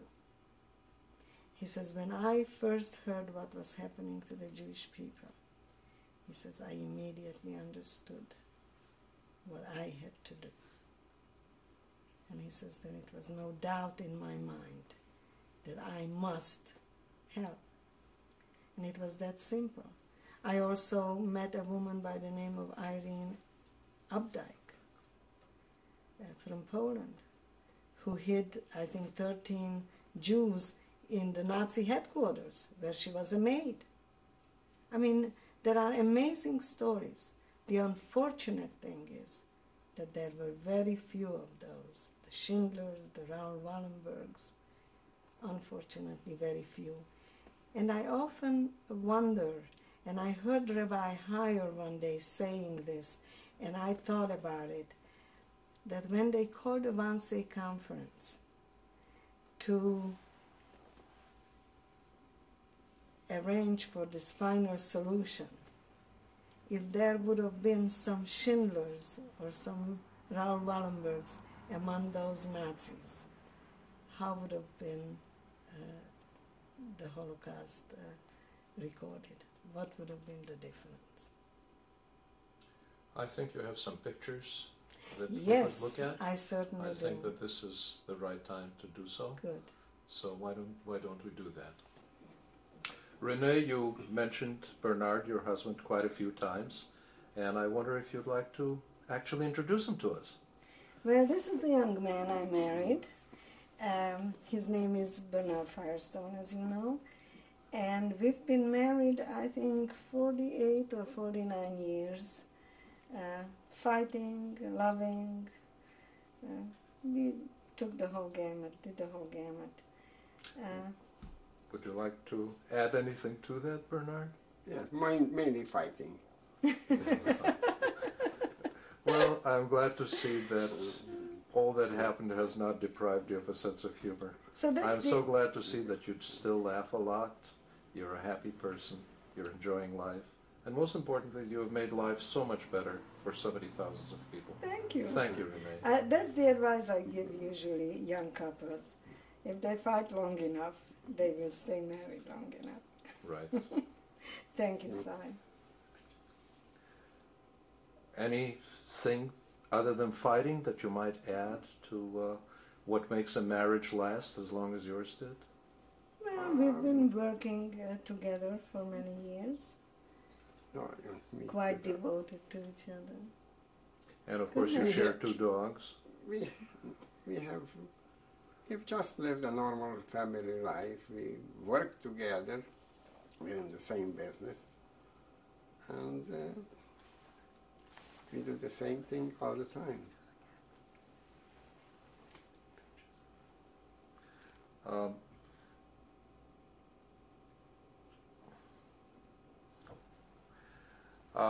And also we have spoken quite a great deal about the family you have lost, the people you have known, and some of the pictures And that the you family have we have preserved. now. And the Our family, our child, family our you daughter, have now. and our granddaughter. Absolutely. And I think that it would be very nice if you could show us some of the people in Certainly pictures, will. some of the people that you have. And I just want you to know that my granddaughter adores her grandpa. Well, is that so unusual? Well, I don't know. It's not unusual. Well, I can but tell you just it isn't. think- My granddaughter adores her grandpa. I hope so. So there you are. Well, thank you. Now very let much. us see some of those pictures. Absolutely. And this picture is, on this picture is my father, Maurice Weinfeld. The picture was taken, I think, in 1918 or 1919. He was in the Austro-Hungarian army. And I am not sure, but I think it was taken in Ungvar, which was Uzhhorod during Czechoslovakia. And this picture was taken in Uzhhorod, Czechoslovakia, I think around 1932. On the picture is my mother in the middle, Johanna Weinfeld, maiden name Rosenfeld. On the right side is my father, Maurice Weinfeld. And I am on the left side, René Fайрстоун now. This picture is really a treasure for me. I recovered it just recently. It's a picture of me at the age of maybe 12. I used to dance on all kinds of social dinners and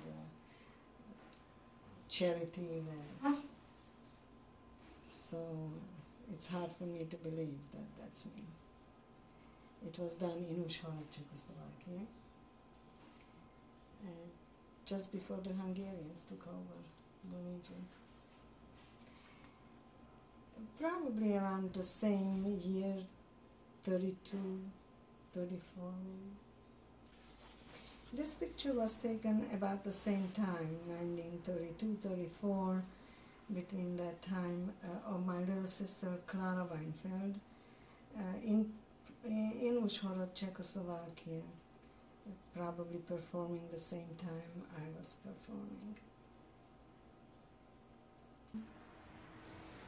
This is again my little sister Clara. This picture was taken at the river Uzh of my hometown, Uzhhorod, which was named after that river. And this picture was taken shortly before they took us away from home. She was 14 years old, and she died in Auschwitz. 1938, probably. By the way, I made a mistake on the previous picture of my sister. It was taken probably 1944, just before they took us to camp. This is my brother, Frank Valenta now, changed his name from Weinfeld. And this picture, I think, was taken in Israel. He went to Israel when I came to the United States. I have no idea where or what year. He still looks very young then. This is me. The picture was taken right after the war, probably in Prague, Czechoslovakia. This is new hair after my shaved head. This was the first hair that grew out. And I don't know why, but when I look at this picture, my eyes are crying. Maybe it's just my fantasy. It was taken in 1945. I was here 2021, I'm not sure. This is my husband and I.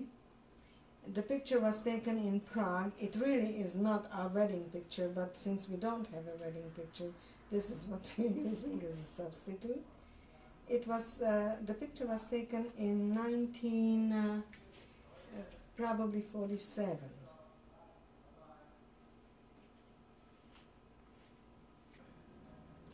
This picture was taken while I was coming down from the plane with my daughter, Clara, who was 11 months old at the time. The picture was taken in 1948, October 31st, under LaGuardia Airport. We arrived to New York and then went to Pennsylvania. This is my daughter Clara. She was named after my little sister who died in Auschwitz. The picture was taken in Los Angeles. I'm not sure, but I am in the late 70s or early 80s. I'm not sure. This is my granddaughter, Johanna Spector. The picture was taken, I think, 2 years ago in 1992 in Los Angeles.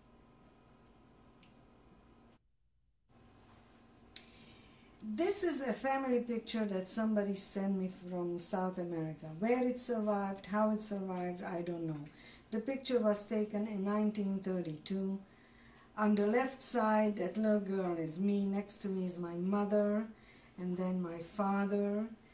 And next to it is my father's sister, Berta Jakubowicz was her name, and my uncle, Joseph Jakubowicz. And the bride is their daughter.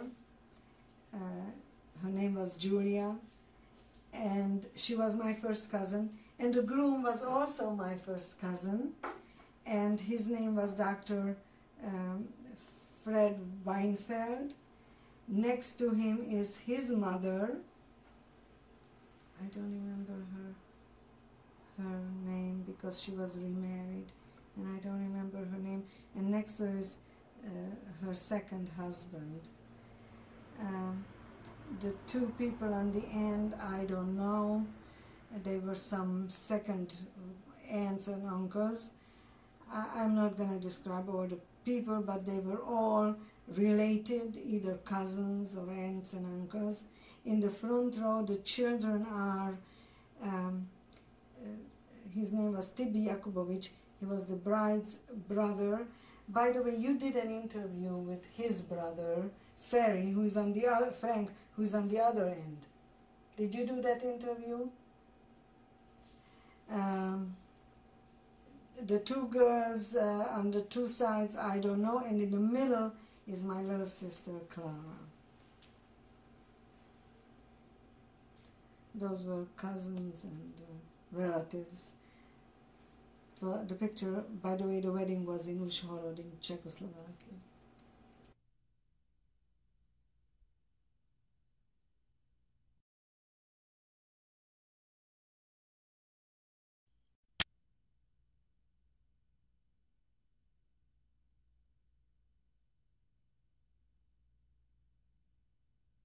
Birkenau, Auschwitz.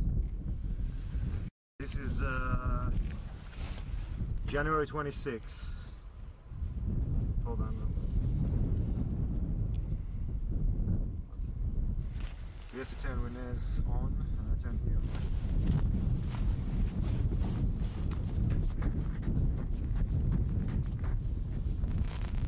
This is on-site interview with Rene Fайrstoun in Birkenau, Auschwitz, January 26, 1995.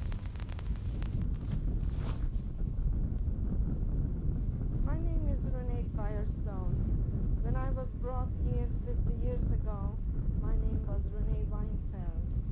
I was brought on these tracks on a train full of cattle cars with my parents and with my 14-year-old sister. I am listening to the wind blowing here and the quiet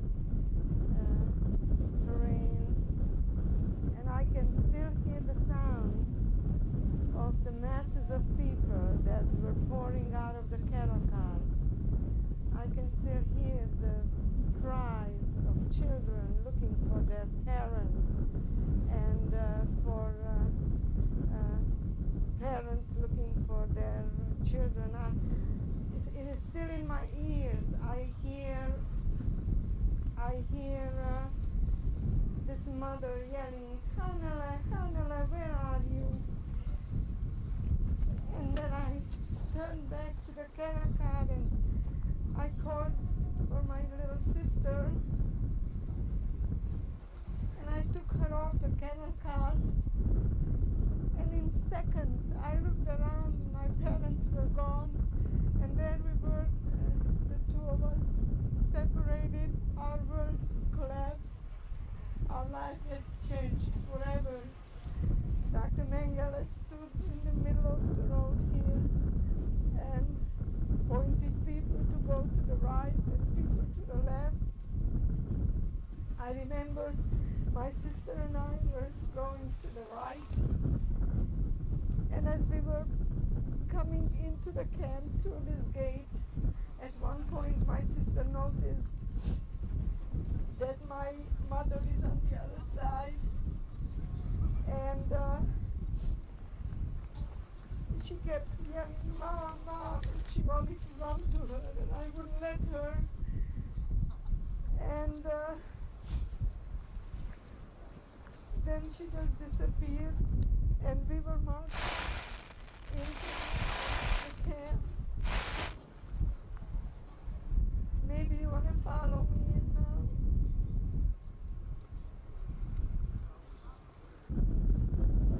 It is hard to comprehend the thousands of people that were pouring out of these cattle cars. I can't even describe the scene. It is impossible to describe the scene. On the loudspeakers, the Nazis were telling us to leave our belongings behind. They will deliver it into the camp. Of course, we had no idea what the camp meant. We didn't know who Mengele was, who was pointing us one direction and the other. And we left the little belongings that we still kept from home. We left it on the railroad station right here. And then my sister and I was walking through this gate. We had no inkling what is awaiting us. We had no idea what this place was, where this place was. We didn't know even what country we are in. We went all the way to the end. We walked through all the way to the end. There is a bathhouse there. That's where we got undressed. They told us to leave all our belongings again in the dressing room, so this is the last piece of clothing off our bodies.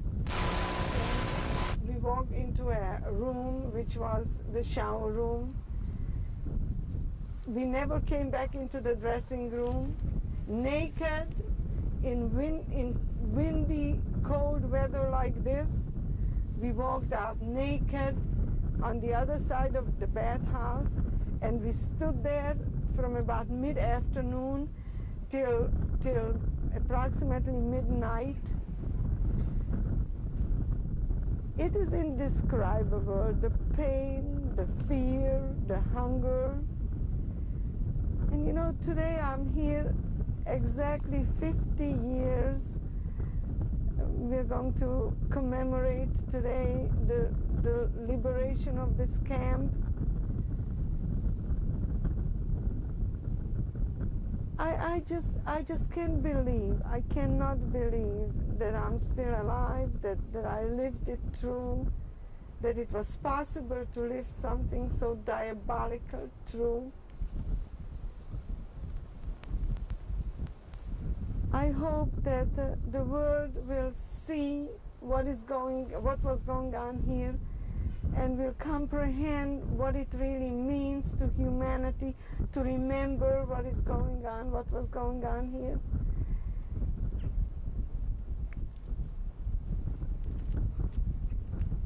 My mother, by the time my sister and I came out of the shower, out of the bathhouse, and went into another barrack where they shaved our heads and gave us a piece of rag to wear. By the time we went back into the camp, my mother was reduced to ashes. My father disappeared. My whole world, my whole life was ending. From the bathhouse, they brought us back to this camp here. This was sea lager. This was the Hungarian women's lager. If you want to follow me, I'll take you to the barracks where I was in. This is lager B2C. This was the Hungarian women's camp. I stayed in this barrack. It was barrack 28.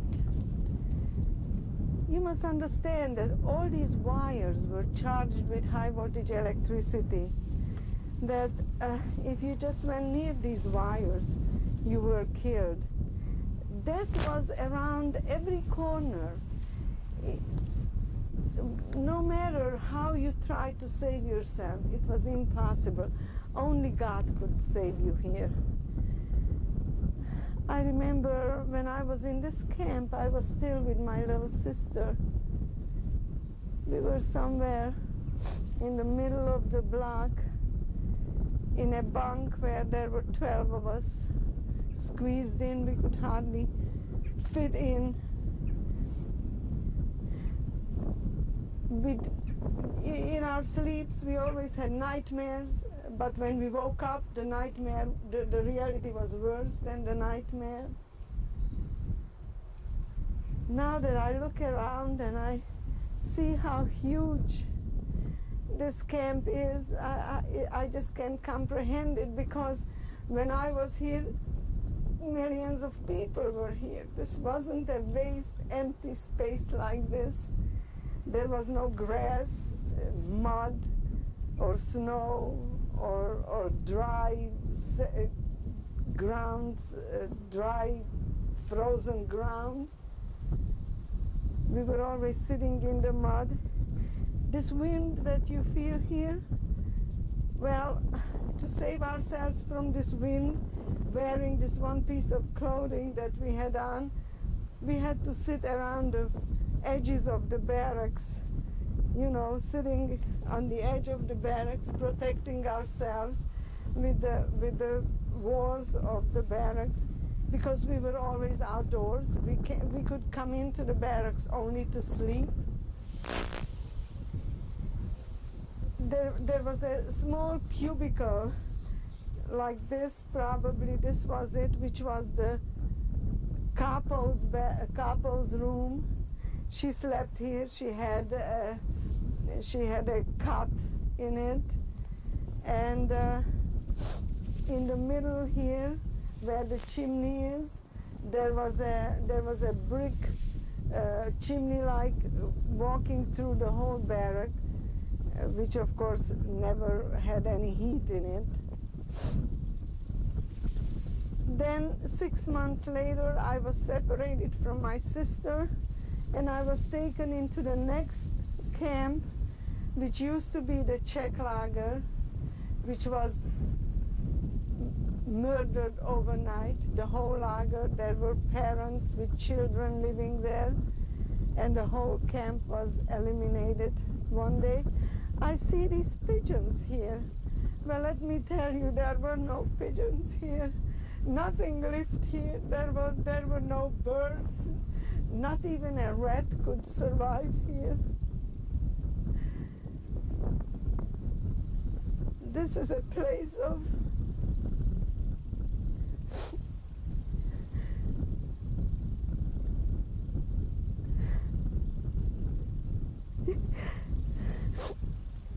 this was Lucifer's inferno.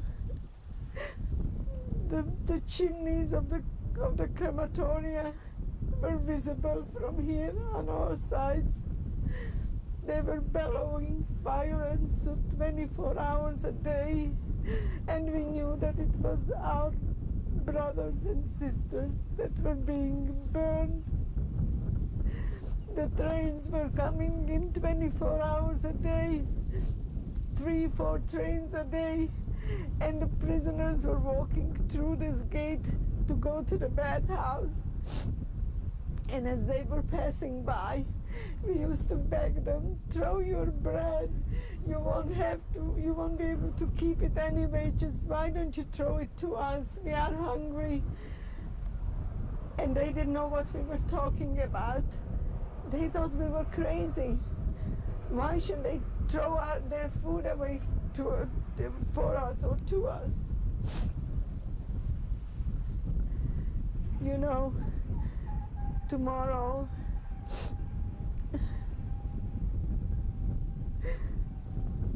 we will commemorate the day when this ceased to be the place of suffering and murder and unspeakable horror to thousands and thousands of my fellow Jews.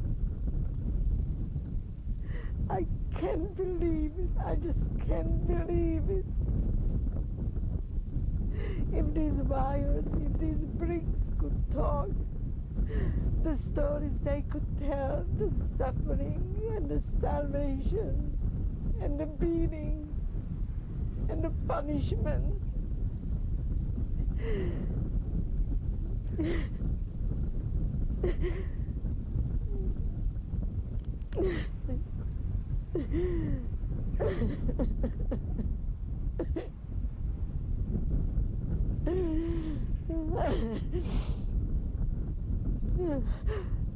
If there is such a thing as a soul, I hope that my mother and my sister can hear me now.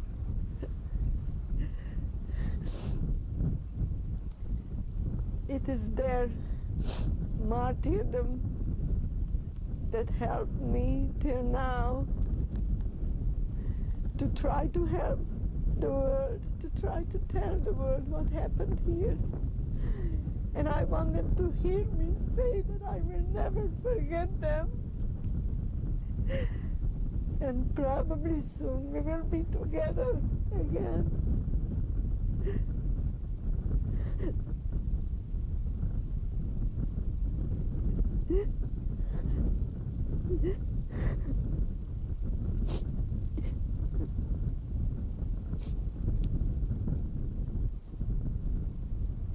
I'm sorry.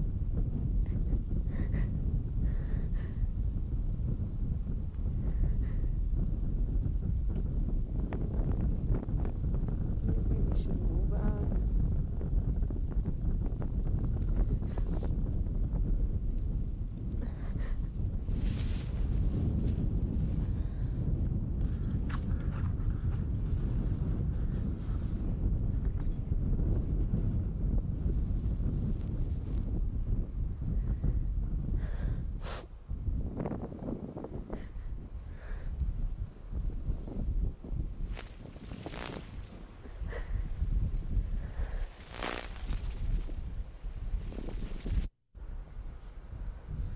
I don't remember, did I tell you that these wires were charged with high voltage electricity?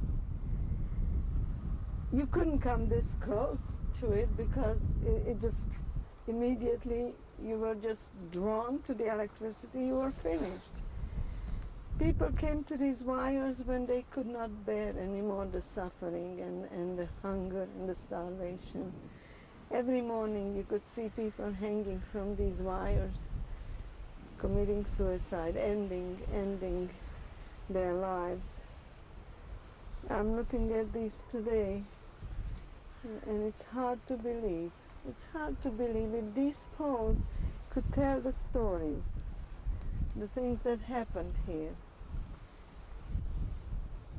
It couldn't be true. We keep saying to ourselves, it couldn't be true.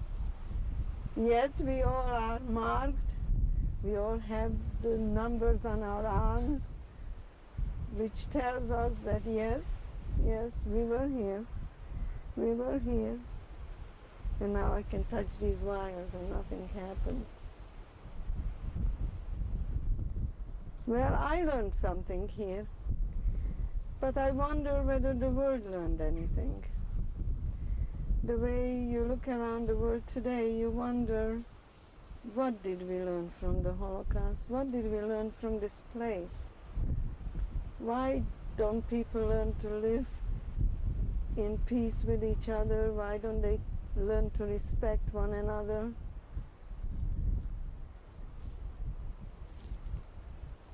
It's unbelievable. Unbelievable that we still can't get along. We still can't live with each other. Look at this place.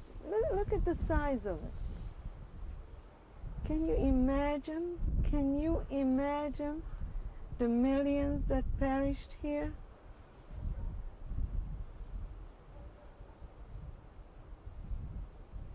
It's hard for me to remember. It's hard for me to comprehend what I experienced here. I only hope that will never happen to any people anywhere in the world. That's all I hope for, and that's all I pray for.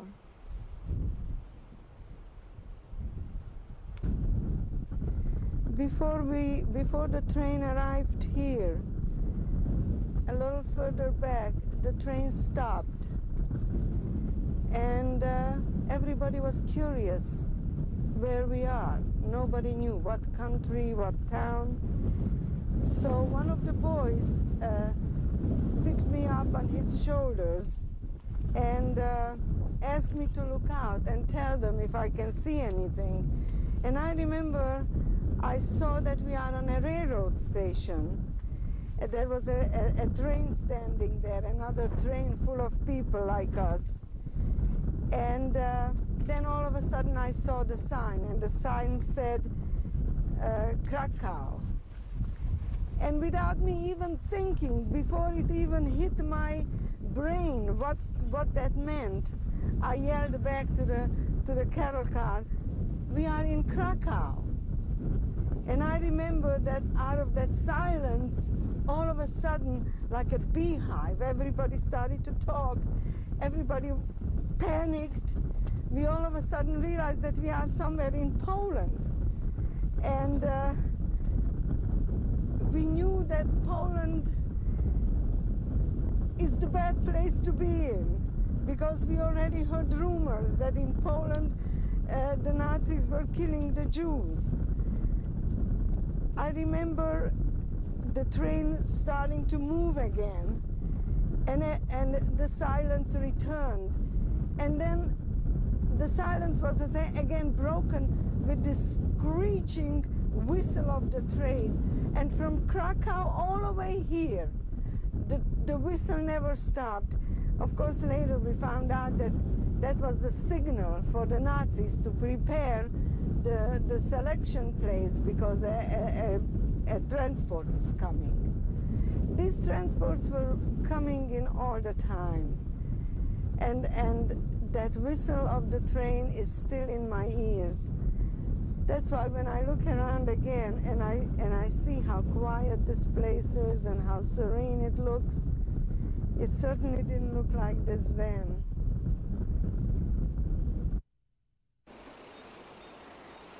I think this is crematoria number 5.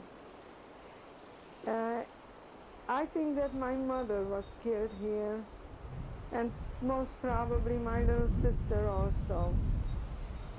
It is pretty hard to visualize what this place looked like before.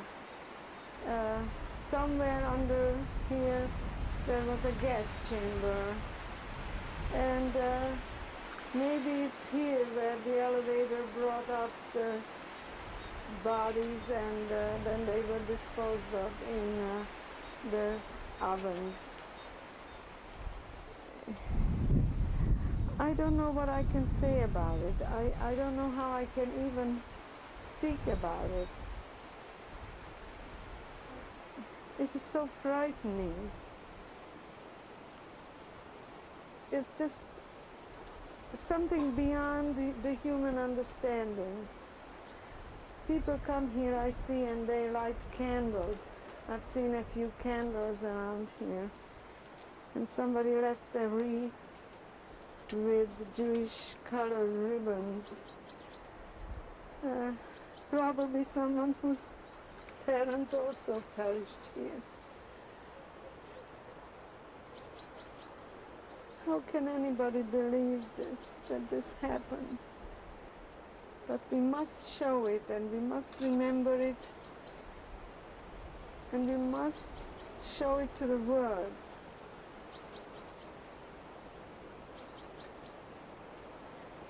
I'm going to come back here also, and I'm going to light a candle. You know, I can't even imagine what this place was like. I recently read Dr. Neasley's book, and he writes about this place, and it's just unbelievable how many people were murdered here.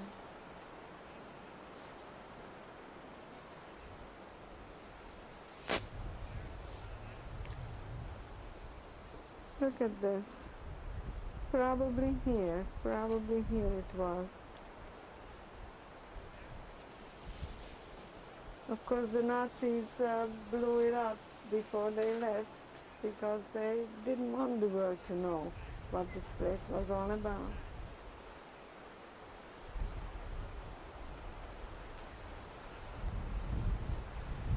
Some of this stuff.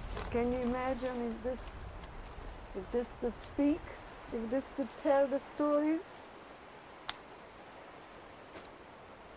If the souls could speak here?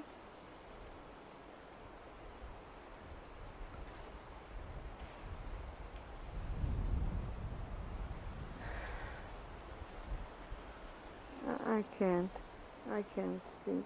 I can't describe it. I can't describe what I feel either. I don't know whether I don't feel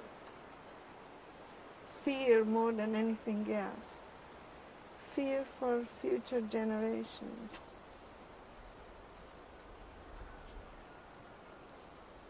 I pray to God that nothing like this will ever be built again.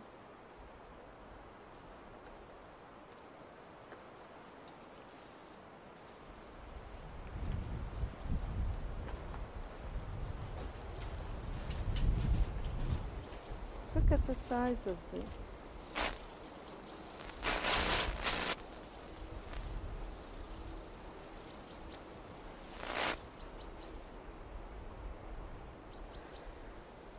Unspeakable.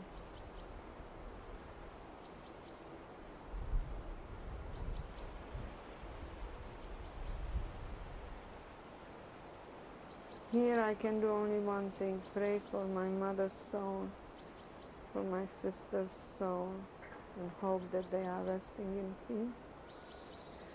Because I am not.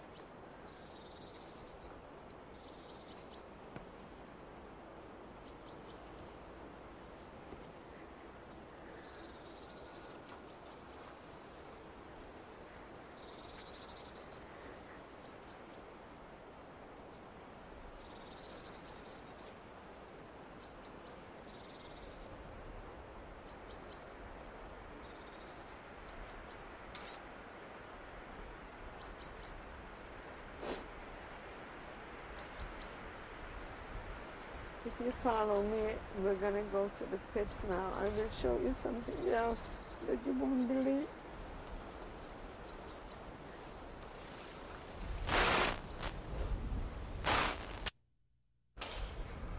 And this is the bathhouse.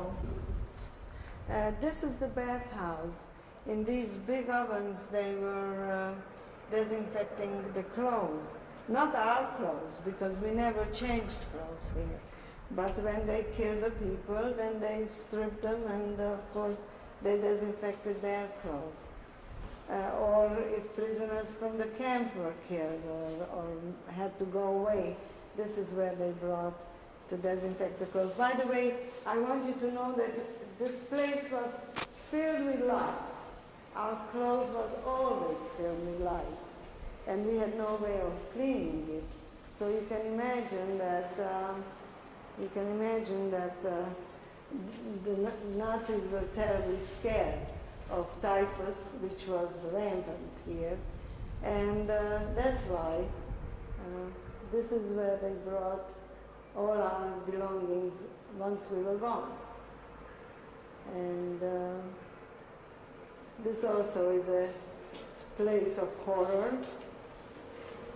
On the two sides there are two shower rooms where the prisoners were brought and took a shower, and then we were disposed of on the side of the bathhouse. There is a space when we go out, I will show you, which was a barrack at one time. And then we went in there and they shaved our heads and they sprayed us with DDT. And then finally they gave us a piece of rag which was disinfected here. And that's how we entered the camp itself. We no longer looked like human beings. We no longer felt like human beings. It's, how can I describe that? How can I show you what it looked like? Thousands of women with the shaved heads. We looked like comic strips. I remember I couldn't find my sister. Once we got out of here, I couldn't find my sister, couldn't recognize her. It took me a few hours before I recognized her. I wonder what are these scratches on the wall. Who knows? Who knows what's here?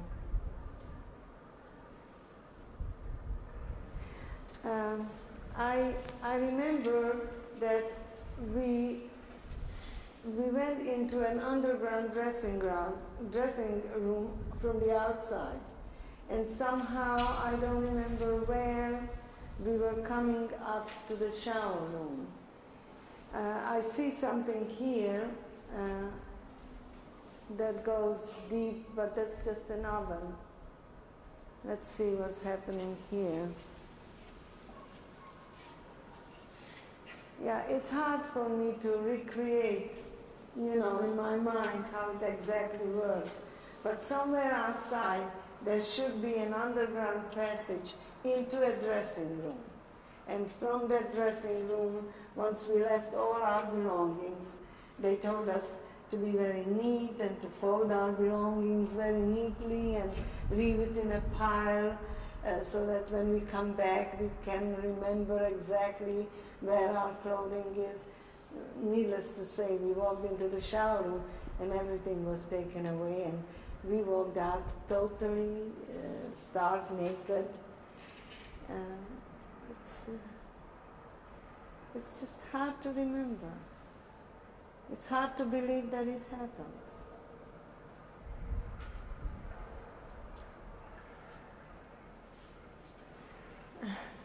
Also somewhere here,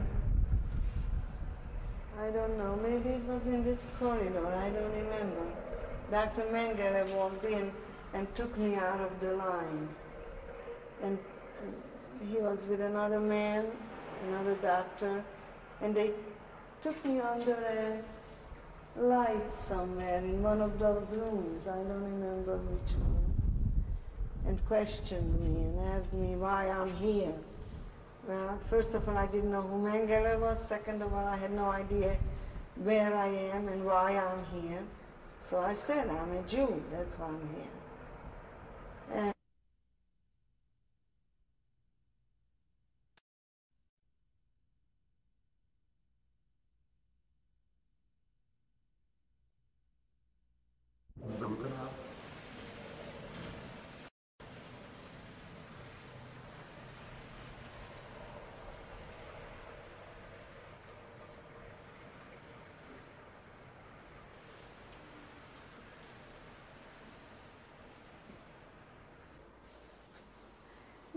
it's very hard for me to recreate exactly what this place was. This must have been the oven where they were heating those barrels, where the steam was coming from. I don't know. But every nook here, every corner is so scary. It's, there is death around here, everywhere. That's all you feel. You just feel death present. And you keep asking yourself, how many died here? How many prisoners worked at this oven? And how many of them were destroyed afterwards? I just can't describe how I feel. I can't describe how I'm trying to understand, make some sense of this. But it just doesn't make any sense. No matter how hard you try, it just doesn't make any sense. These are these barrels where the clothing was disinfected. I told you, the clothes that came off, dead bodies especially, or if you changed from one camp to another, you came into the bathhouse again, they reshaped your head, disinfected you and your clothing. I remember just before we left Auschwitz, we stood out there naked, waiting for our clothes to be finished so we can get on our death march. But just, as I said before, just every corner here, you can sense death, you can sense destruction, evil, just an evil place. Look. This is where some of the people were unloaded when the crematorias were overloaded and people had to wait to be gassed. They came through that road and they were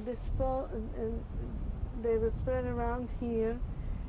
Women, old women, children were sitting around waiting to decide what's going to happen to them. And many times when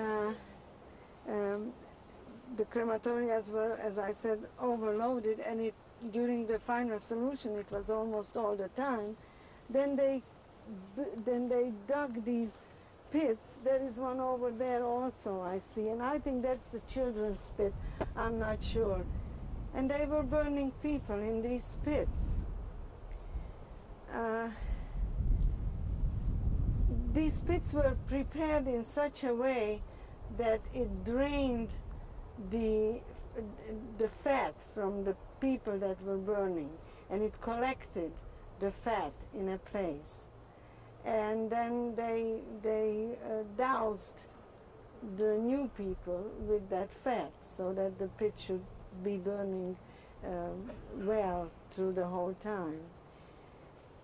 You know, when I see these things now and I try to remember these things,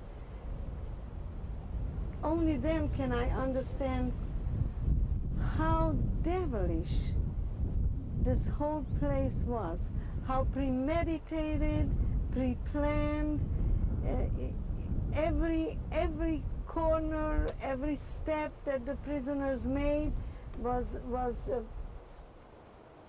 pre-planned. They knew exactly what's going to happen to us. It's unbelievable. It's unbelievable. And we were so naive or stupid that we just walked right into it. Of course, what human mind could have imagined what was going on here? No normal human mind can understand that or imagine it. I still cannot believe what I have seen here. And look at it, it's so peaceful, so quiet. The other day, there were 2 deer roaming around this place. There was nothing alive here, nothing.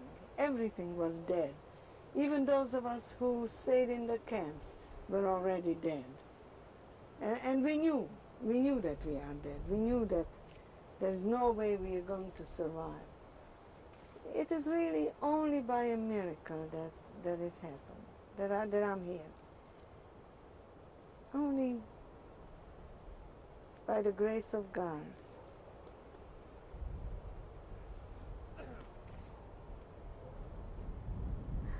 You know, it's so funny. I've been talking to children in schools about my experiences for 20 years. Now that I'm standing here, the words just don't come. Because there are no words for this.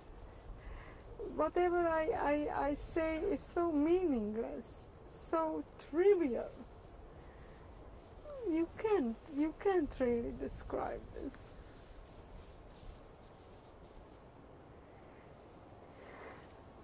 Forgive me, there's just nothing I can say about this place. I understand that some Russian soldiers, prisoners of war, are buried here, Jews and non-Jews, and that's what represents the crosses and the stars of David.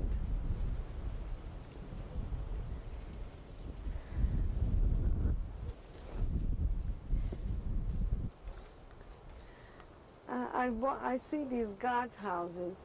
We were watched from those towers every moment, every move we made. We couldn't speak to each other. Every human being who survived here was on his own, and every life was in danger every moment of the stay here. Nobody believed that we ever will leave this place. We just couldn't believe it because we saw what was going on here. The chimneys were burning 24 hours a day, and the fire was bellowing out of it. You could see it, you could smell it. It permeated this whole territory. You know, people in the city say that they didn't know what was going on. It's impossible. It's impossible. The smell permeated this place in such a way that it ate itself, the smell ate itself into our flesh. For years I could smell it on myself. There's just no way they didn't know. No way. And what should we say about those who claim that it never happened? How can we convince people? Look around. How can we convince people that there was a place that resembled only hell? Well, I hope that the world will see it while it is still here, because we are not going to be here much longer. And once we, the survivors, are gone, I'm afraid the world will completely forget. I hope not, but unfortunately, that's what I fear. It is, half of it is already destroyed. How much longer that the whole place is going to be cleared? And who knows, some apartment houses will be built over this place where we left our loved ones, where there are no graves for them. There's a little river not far from here called the Vistula, and the ashes were disposed in that river. And I understand that even today, at summertime, when the river is flowing, you can see bones and teeth on the surface. How can we tell these people who say it never happened, come here and look around, see what's going on, see what it looks like?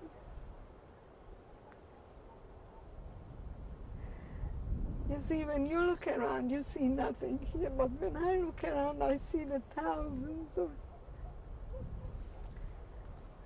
frightened human beings sitting, waiting.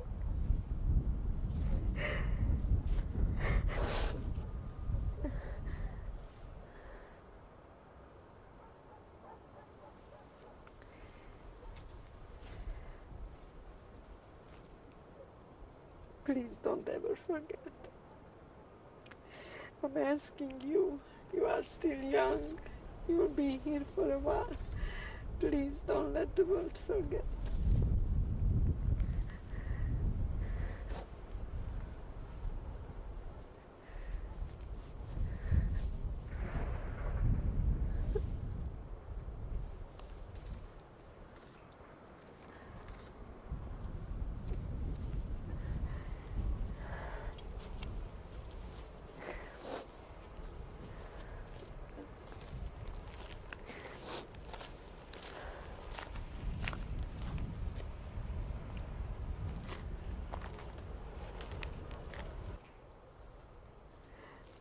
that's the plaque in memory of Edith Stein. She was a nun who was brought here because she was Jewish. She had a Jewish grandparent or maybe even a parent, I'm not sure. But some part of her was Jewish. So she was brought to Auschwitz as a Jew and killed here. And that's the plaque that probably the Carmelite nuns put up for her.